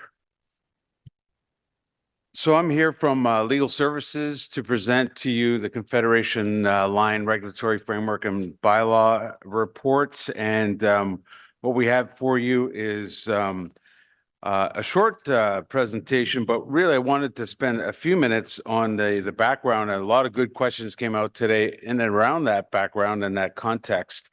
And there is quite a distinction between Trillium Line and Confederation Line. And so when we first launched out in 2010, as we were about to approve the whole project, and we can go to the next slide, we approached Transport Canada on the ability of them to continue to regulate the Confederation Line, much like the Trillium Line. However, because it is a electrified closed system, they didn't have the background, the context, and resources to regulate what is considered a municipal light rail system. Very similar to our comparators are like Calgary and Edmonton that have been going on for decades.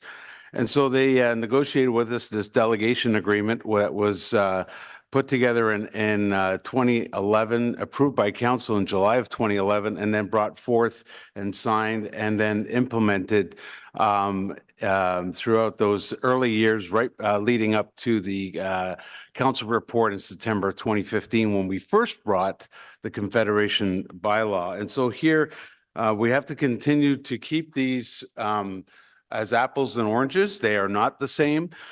Trillium Line is, we've heard several times today, a diesel, traditionally an open system where you have level crossings. The good news for Trillium Line Stage 2 is that we've spent millions of dollars to grade separate every crossing. And so therefore, we're just down to the CN rail at Walkley and also an emergency road at the airport. So it's virtually a closed system, but it's a diesel and it's not electrified, and therefore it's not considered a municipal light rail.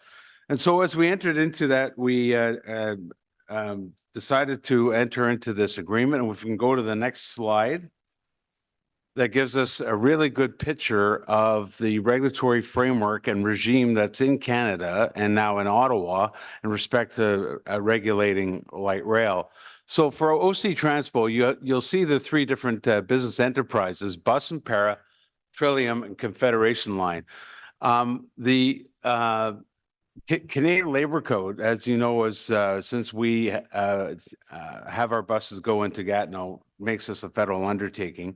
The Canadian Labor Code applies to all OC Transpo employees, and that is true for both Trillium and Confed Line. So there is that continued federal oversight in respect to all of OC's businesses. Second of all, the Canada Transportation Act, as I was saying, that the certificate of fitness and insurance aspects have been removed from Confederation Line only because they've delegated that to us to ensure, which is the insurance requirements. And of course, the project agreement requires that the project co, in this case, RTG,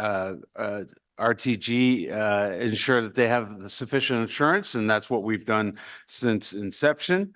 And save and accept the accessibility requirements. So those are still applicable to both Trillium and Confed Line. So if an individual had an accessibility complaint on Confederation Line, they could take that to the CTA for adjudication.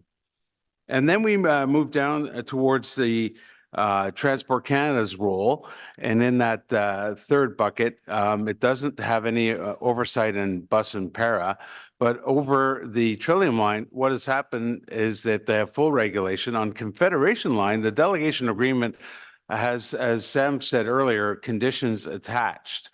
One of those conditions is that we file an annual report that was just recently filed by the city manager in March 31st of 2024, which has been done annually since inception as well. Coupled with that is the triannual audits, and those audits already took place, and they will happen now every 3 years for both the SMS and SEMS. And so from that standpoint, Transport Canada has not left the building. They're still here, and they're monitoring all that we do on an annual basis. And specifically, if they have any questions, they continually reach out to us, and we have meetings with them all the time.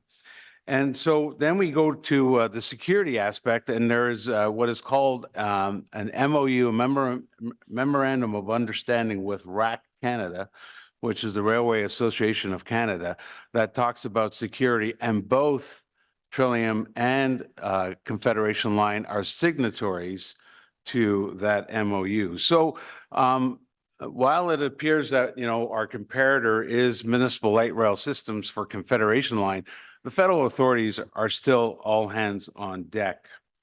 I'll take us to the next slide, which covers some of the agreements that were entered into. And I've made mention of the delegation agreement. This is the foundational document that was not lightly given by Transport Canada. And they have signed off, and they don't forget, they also have potential termination clauses if they feel that we're not doing our tasks. But in essence, they have delegated that to us, and we signed it off in actually March of 2012 and implemented. And one of the requirements was to establish the Office of the Regulatory Monitor, which we did in 2015 in the council report, as well as the bylaw, and then the hiring of Sam Barretta in March of 2018. In there as well is the requirements to continually report and those triannual audits that I talked about. And so that is in place and has been functioning well. The second big document to be entered into was the project agreement, of course, being the massive agreement between us and RTG. And there's where the sort of contractual world and the regulatory world intersect and overlap, is this idea that the programs that were set in the project agreement, not determined by the city, but actually determined by Infrastructure Ontario in using their standard procurement documents that was clear in the public inquiry, that and used as the framework and the foundation of the agreement between the two parties, the city and RTG, which those programs have been adopted and implemented, and actually carries over into the regulatory framework as being the programs that are being subject to Sam's review. I'll take you next to the next slide, and that will outline some of the things that happened in 2015, which was the council report before this commission, and then off to council. And also at that time, we brought forth the Confederation bylaw. And that bylaw was predominantly there to establish Sam's role as regulatory monitor, but also to provide for the framework and regime of Confederation Line regulations, which has been in play long before revenue service, and continually becomes adapted over time. And that adaptation has continued and culminated to now, looking back at that bylaw, which is now 9 years old, to update it, refresh it, and remove, for instance, redundant material. And so our next slide actually highlights 5 big areas that we actually have modified the bylaw accordingly. The first one, of course, is the organization has changed. Back then, we had a city manager, 2 deputy city managers, and a number of operating departments, and those things have all changed since then, as well as the titles for those city officials. We've now brought it up to par for 2024. Also coupled with that is a centralization of the adoption of regulations, which was predominantly with the city managers being the highest official of the city in respect to the regulator.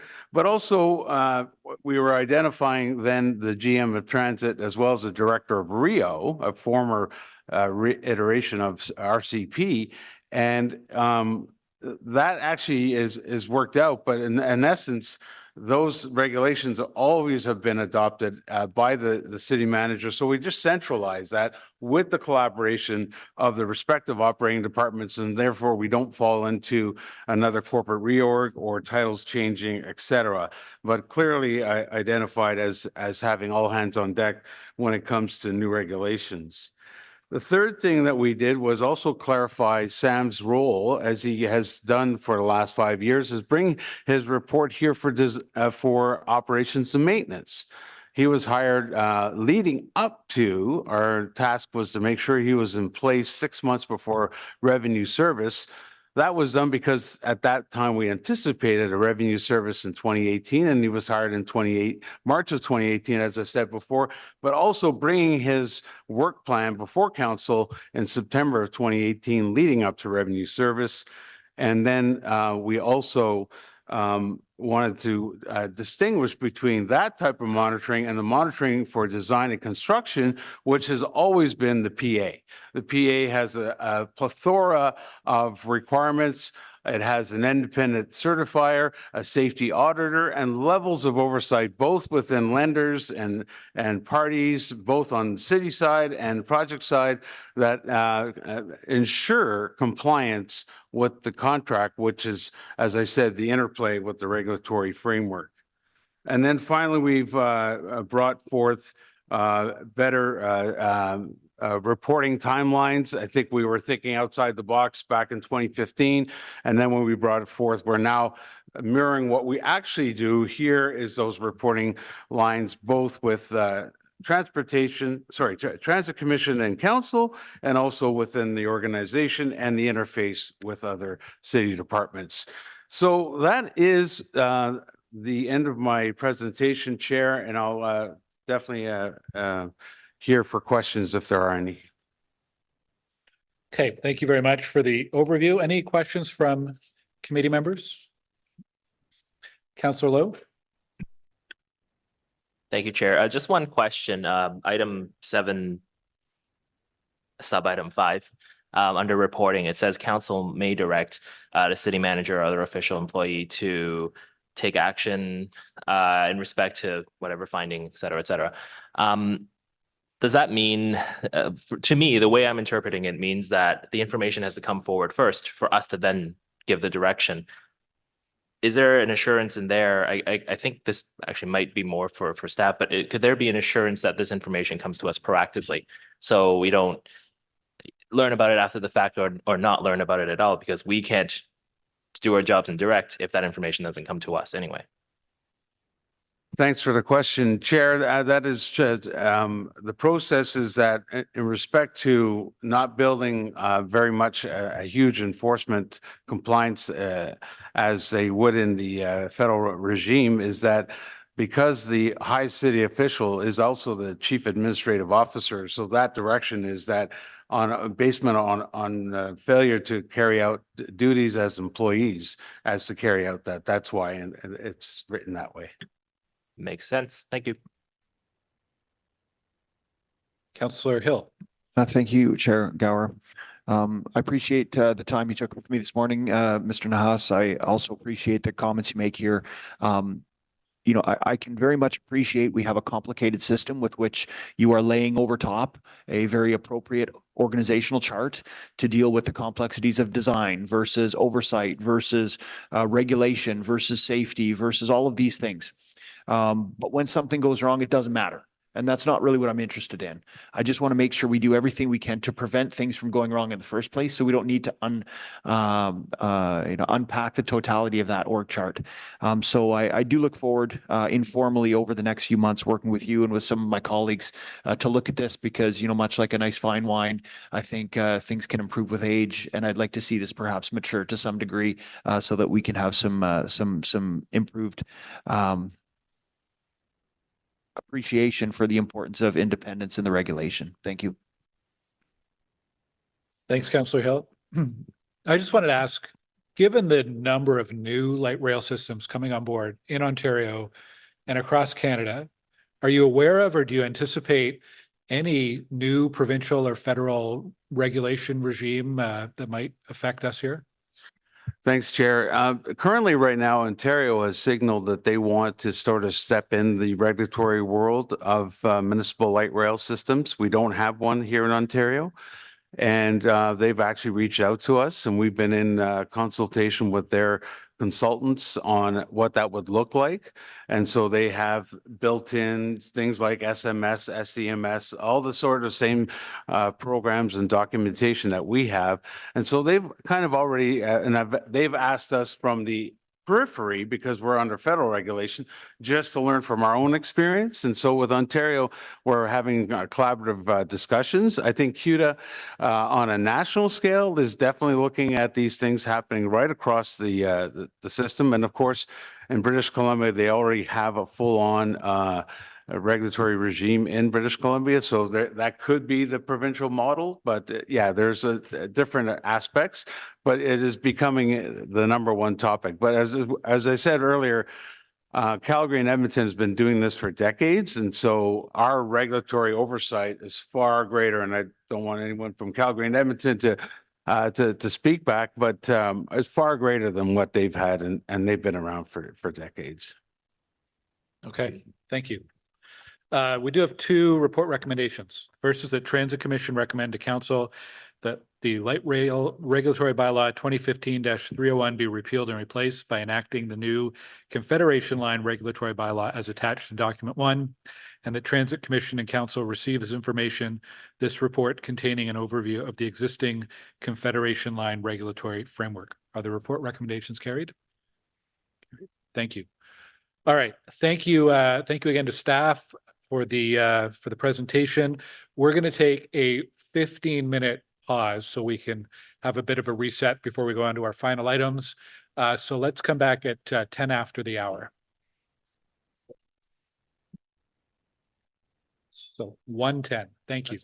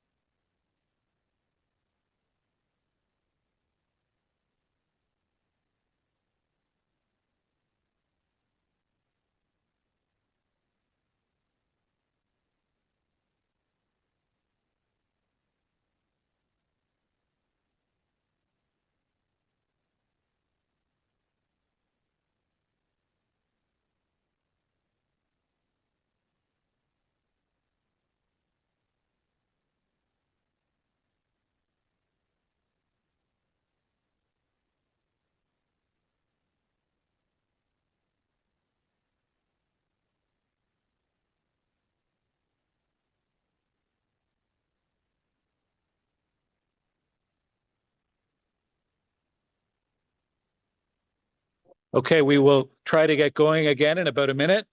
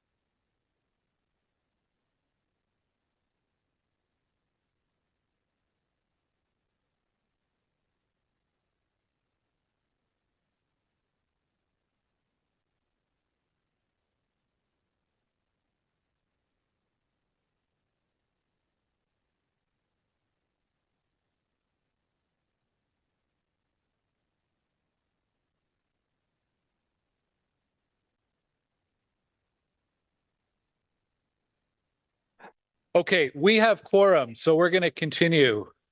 Soldier on here. We are now on item 7.1, which is the annual update on the Transit Services 5-year roadmap. We do have a presentation from staff. We have Renee Amilcar and Bart Cormier to walk us through. Welcome and good afternoon. Merci beaucoup, Monsieur le Président. Thank you very much. I'm very happy to provide you with the annual update on the roadmap, the 5-year roadmap. As you know, we started last year, we presented you the 5-year roadmap. It's important to have a plan, to be able to present it and be able to measure the results because we always want to improve. We don't. This first annual update of OC Transpo's 5-year roadmap. Next slide, please. Here you see our vision, proud to be your choice to get there.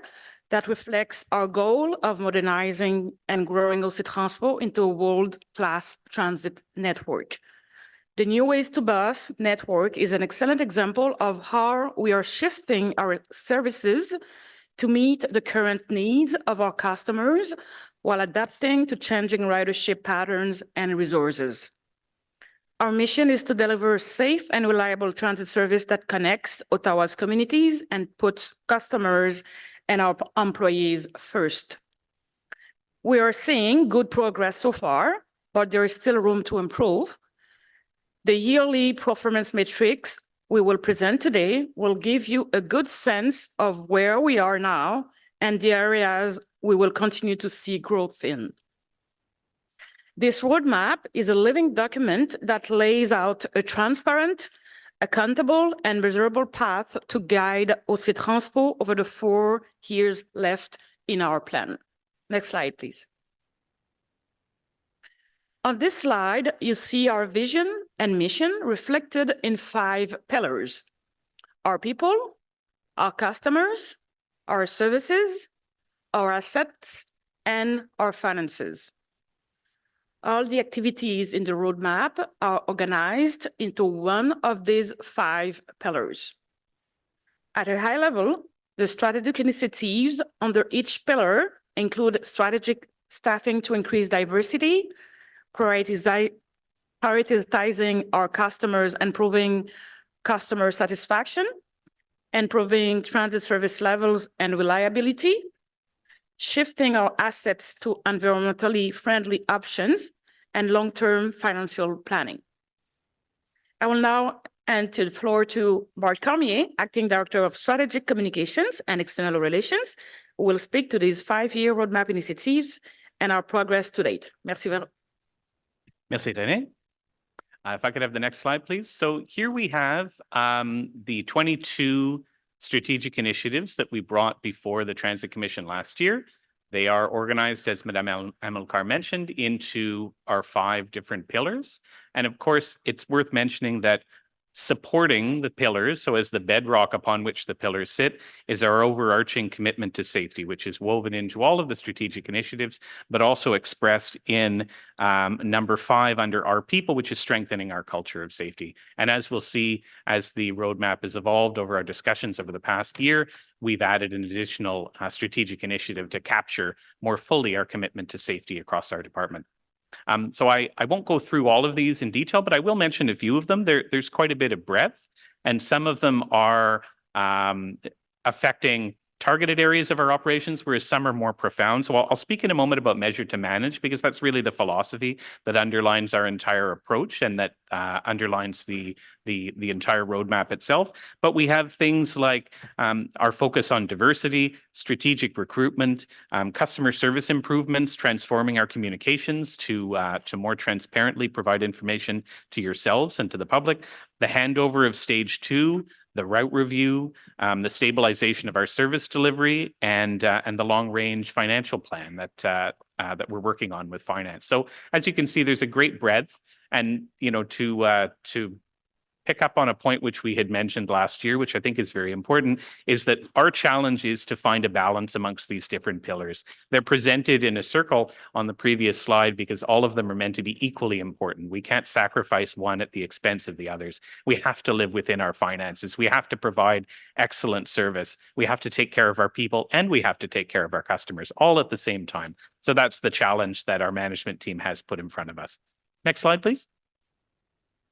So as I said, I'd like to take a second to talk about measuring to manage, because really that was the sort of philosophical underpinning of the entire exercise, which is that we have to be measuring our processes. We have to be translating them into key performance indicators so that we can place targets on them, so that we can bring information forward, not in an anecdotal sense, but in a very clear, objective and evidence-based approach, so that we can see where we are, we can have discussions openly and collaboratively about where we need to make improvements. And then when we make those improvements, we have a way to figure out whether they were the right ones. So over the past year, we've been looking at confirming our data collection processes. We've centralized our oversight and tracking of all KPIs. We have a person whose part of their job is dedicated to reaching out to the various managers who are the leads on all of our strategic initiatives, checking in on their KPIs on a regular basis. We've implemented reporting systems and scorecards. Once a week, our departmental leadership team reviews scorecards from our main service areas. We have rail, bus, absenteeism reports. We just received a report yesterday about our progress on communications, reviewing how well we're doing on our engagement on social media, how well we're doing in terms of responding quickly to inquiries from councillors and inquiries from the media. So we're tracking and managing across a number of different objectives. We have a number of KPIs that we're updating and reporting to the Transit Commission, and we are tracking within our own operations the number of KPI targets that we're reaching versus the number that we need to keep focusing on. And through the conversations that we've had both internally and with this body, we've been able to refine where we need to make progress and where we need to bring more and additional information to this body for consideration. Next slide, please. Alors, suite à la conversation qu'on a eue entre Following nous, the discussion that we had at OC Transpo, we added 6 new strategic initiatives in 2024. First of all, we will have a safety management system focusing on compliance, commitment, and culture. Then we'll have a long-term transition to zero-emission buses. We will also have a maintenance action plan for the buses, as well as a long-term garage strategy at Maryville, Pinecrest, and Colonnade. Then we want to have an on-time performance and regularity. and will take into account also the employee morale. Some strategic discussions with our departmental leadership team. We've put forward 6 new strategic initiatives that reflect the evolution of our thinking and also some of the successes that we've made. Because we have successfully moved forward on the immediate transition to zero emission buses, we now need to add a longer term transmission to zero emission buses to look beyond 2027 and the procurement, the large scale transition to zero emission bus technology. Our safety management system with its compliance commitment and culture aims to move us from a reactive to a very proactive safety culture, further up what our team is calling the ladder of safety compliance. It's an industry term. And so we're currently at a level where our approach to safety is more reactive. We want to move it to a place where it's more ingrained, where it's more a part of our culture and owned by all of our staff, not just by those who focus on safety. Our bus maintenance action plan, we've spoken a great deal about here in terms of the various things that we're doing to try to bring greater regularity and control and predictability.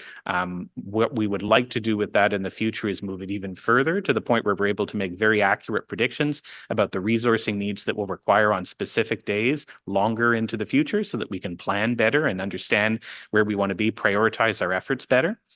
The long-term garage strategy is very much overlapping with the long-term transition to our zero-emission fleet. We need to determine what garage facilities we require, how we're going to bring them up to the standards that we require them to be to support the transition to zero-emission buses.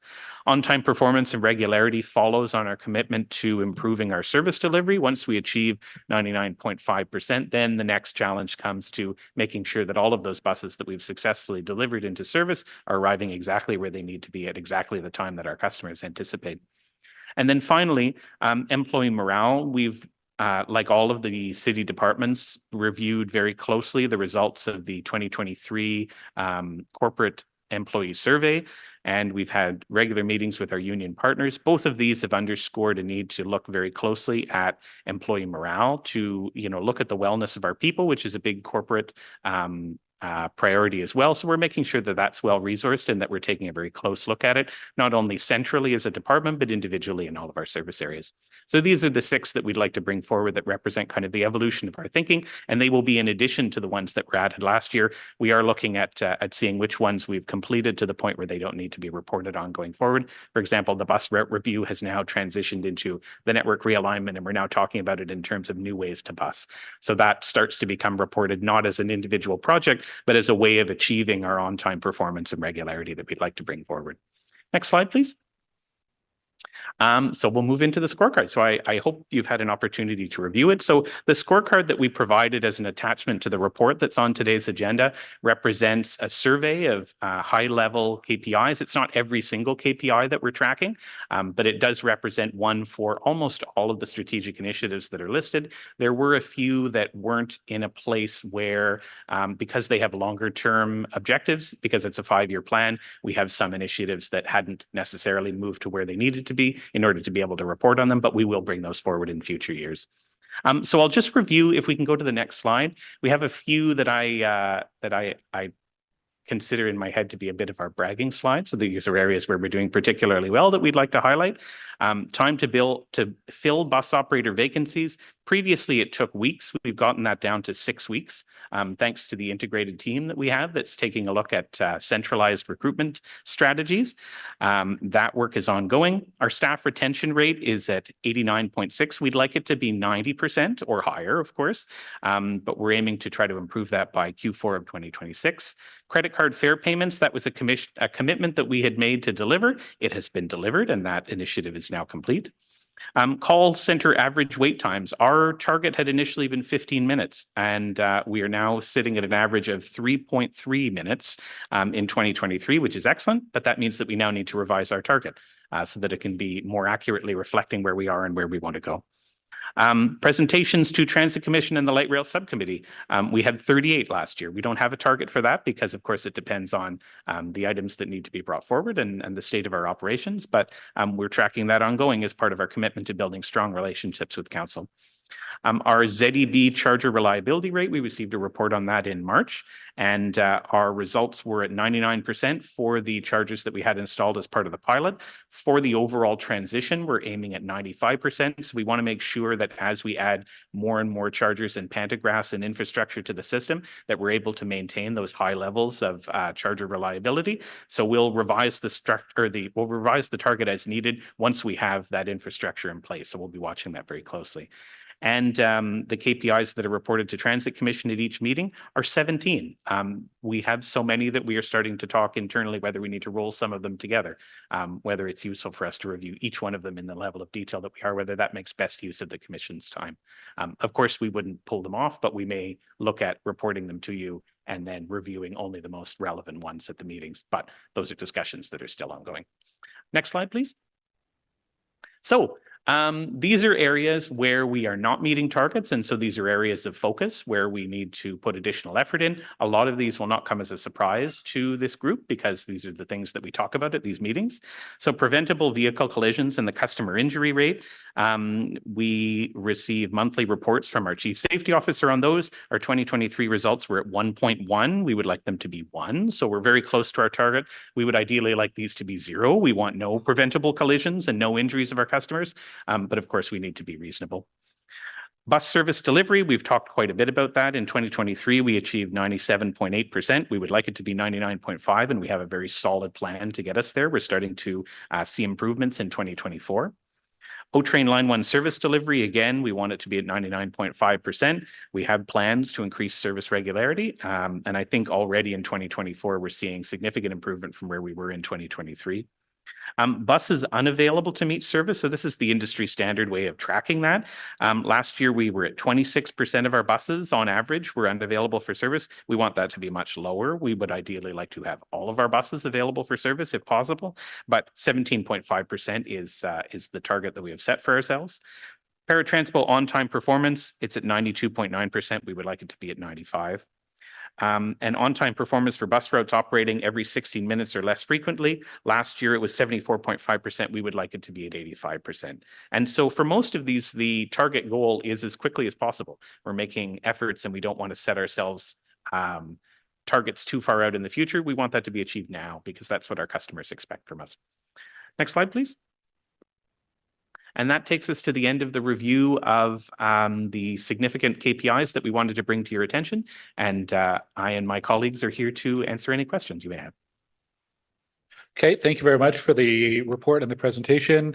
Councillor Hill is first up. Question. Thank you very much, Chair Gower. I don't know if we're going to be receiving a report in the future about the procurement process for the next iteration of replacement bus fleet. I know that right now we're in the process of our zero emission bus renewal. We have a schedule, but that's not going to replace the totality of our fleet. So we need to do something in the future.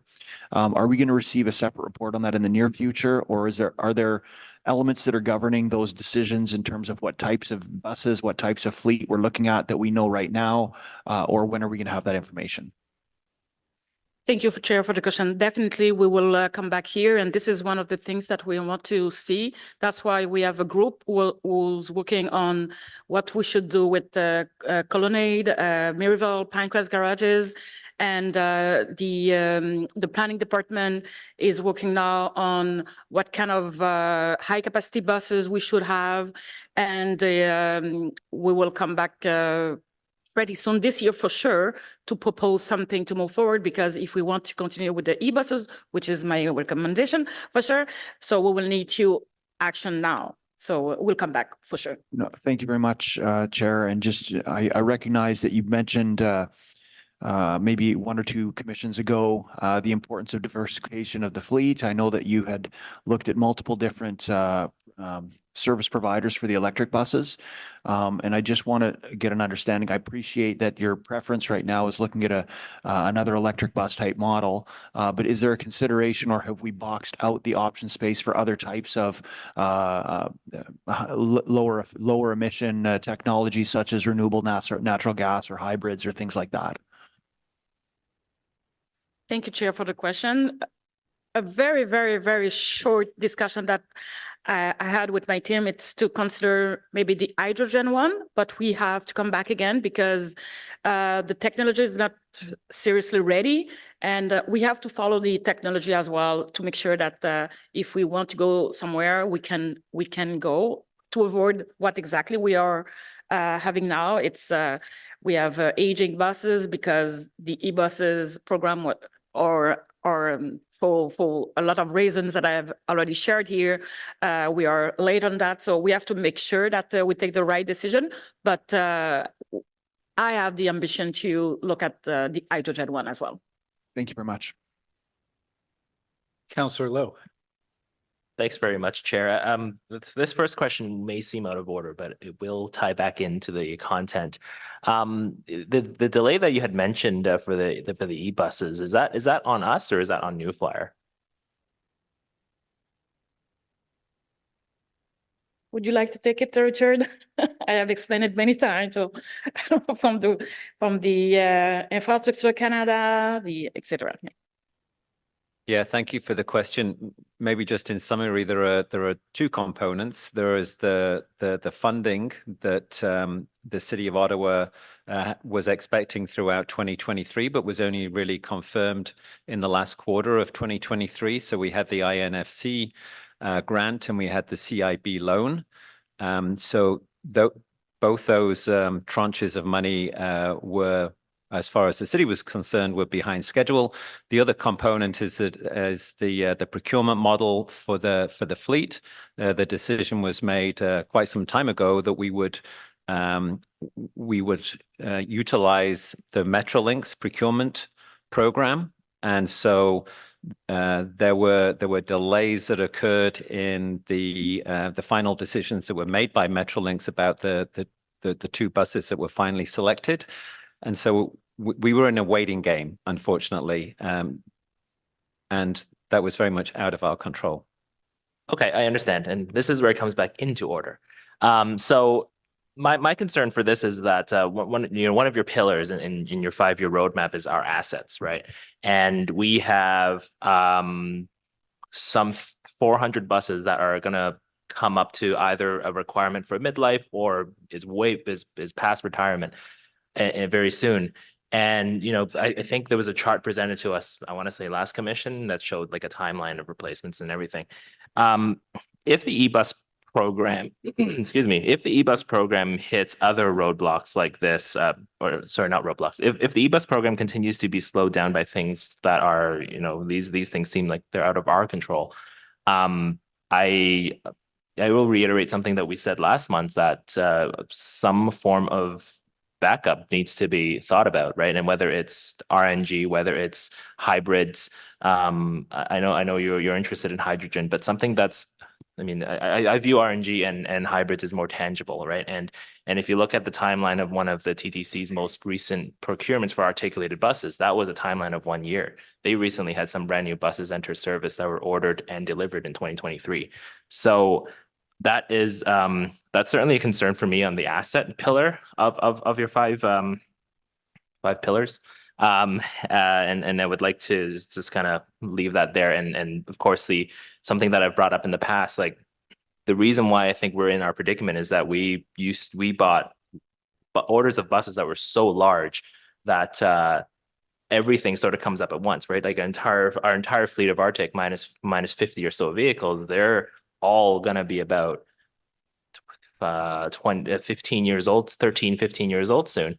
And then all of those Enveros had to be retired practically all at once. So like some form of more steady state procurement. I know you're doing that with the e-buses, but some form of steady state procurement really needs to be considered. And if that means replacing some of those Arctics earlier, so that we're not dealing with the mass retirement again, that's something that I think will be very valuable to the asset pillar of that 5-year plan. So which is a great plan. Like last year we said, and we were surprised at the fact that before it was a 10-page Word document, right? So this is a great plan. It's great to see scorecards, but the asset pillar is something that I am concerned about right now. Chair, I will not comment very long, but it's a good question because we'll come back for sure with the plan. And one of the initiatives that we have had this year, and Bart just shared it with us, it's the action plan for the maintenance, because we do care about the reliability of the system, and it's a big step from the diesel to the e-buses. So we want to be able to mitigate the risk, but even if we switch to hydrogen or natural gas, we'll have to do that anyway. So actually we're trying to better maintain our buses to be able to extend their life, so we can have this time that we need to be able to welcome new technology and new buses. Yeah, and understood. And I think the basis of my concern is also just like at some point the buses get so unmaintainable that you need a crew of X number of maintenance people times extra shifts, because like some of the Enveros are almost 20 years old. So there are things in there that require so much time that regardless of what training we offer, like it's just going to be a huge resource sink, especially if the e-buses do get delayed. So it's just a consideration for going forward, I guess. Thank you, though. Thank you. Councillor Kavanagh. Thank you, Chair, and thank you for your presentation. I'm going to focus on number 4, the long-term garage strategy, and particularly Pinecrest. Well, it's on Queensview, and this is a piece of property, a sizable piece of property that's extremely close to a brand new Stage 2 station, and I'm a little concerned if you're investing money in it when it should be winding down, if we're going to have a train running there by 2027. I know they say 2026, but I'm saying 2027. And that's within 5 years. So are we winding down for that site? Because we have a secondary plan going on right now for the Queensview Pinecrest area. And this site has been identified because it's a city-owned site. It's a sizable piece of land. And it would be an excellent spot for a major recreation facility. It's also excellent for affordable housing. And so I want to know if you're going to be winding down on this particular site. Thank you. So Chair, that's an excellent question. And that's exactly why we've defined this as a strategic initiative. So the strategic initiatives we're defining to make sure that we're resourcing them properly and having those discussions internally. It's a reminder for us that it's important. So I wouldn't say the creation of the strategic initiative reflects a particular direction that we're taking. It's noting that the discussion needs to be had and that we need to make decisions. And we will come back to the Transit Commission with a recommendation. That's good news. Thank you. Okay. Seeing no more questions, we've come a long way in a year, and lots of work still to come this term. So thank you very much for the presentation. Is this report received? Received. Thank you. Okay, our next item is 7.2, the OC Transpo scheduling process. There's a few ways we could proceed here. If councillors have questions and would like the full presentation, we can do that. Or we could carry it if there's no pressing questions, just given the length of the meeting. So do any of our committee members or councillors want the presentation? Welcome back, Councilman. I do want to give staff, because staff had a offer they wanted to make councillors, and I do want to give staff, Matthew in particular, a chance to mention that. Thank you, Chair. So the presentation today was given an overview of our scheduling practices. Our scheduling practices are quite interactive, and we wanted to extend an offer to the members of the Transit Commission to come at some point to our offices at 1500 Saint Laurent and observe the schedulers in action, and perhaps undertake some of the scheduling tests that we give to new employees joining the scheduling department, just to see the scope of the work that we do. Yes, thank you for that. I just heard Councillor Leeper say that would be fun. So You have at least one taker. It's a really good report, really good background. I think it's obviously an area that we've had questions about before, and it's good to have some more background about the whole process. It's not as easy as it might look from the outside. So are there any other questions from councillors on this? Because if not, I think we can receive it. So is the report received? Received. Thank you for preparing for that. Number 8 is in-camera items, of which we have none. Number 9, there's information previously distributed on use of delegated authority. I've had no requests to hold that one. Number 10.1 is a motion of which notice has been previously given. This is a Councillor Lowe motion on 3889 Rideau Valley Drive. Councillor Lowe? So thank you, Chair. I read this motion in last month. And it basically refers to a property that is bisected by the urban boundary, which is also the UTA-RTA boundary. So one of the challenges with this property is that the building from which Paratranspo users can book a trip is in the urban transit area. However, the vehicular access is in the rural transit area. And as such, the system determines the whole property as in the rural transit area. So this has been a great source of pain and stress and loss of dignity for customers that need to use Paratranspo from the RVCA building, including once or twice where this customer has been told to bring himself on his wheelchair to 1.5 kilometers up Prince of Wales Drive to a property in the UTA. So that was the intent of the motion. However, in light of some information that I received from the chair and staff yesterday, I am willing to change it to a direction because there apparently is a process underway to review the UTA-RTA boundary. What do I do? Okay, so the direction is that staff correct. Oh, it's on the screen. That staff correct the UTA-RTA boundary anomaly at 3889 Rideau Valley Drive by including the entire property in the UTA as part of the recommendations of the next urban transit area boundary review. And then supplementary, the review should also ensure any and all properties bisected by the boundary are either wholly in the UTA or wholly in the RTA. Okay, so you've withdrawn your motion. Does staff accept that direction? Yes, Chair. Thank you. And my understanding is that report's scheduled to come back this fall. So sounds good. Then. Thanks very much. All right. Thank you, Councillor Lowe. Item number 11, notices of motion for subsequent meetings. Any notices of motion? All right. Inquiries. I know we have at least one. Councillor Hill.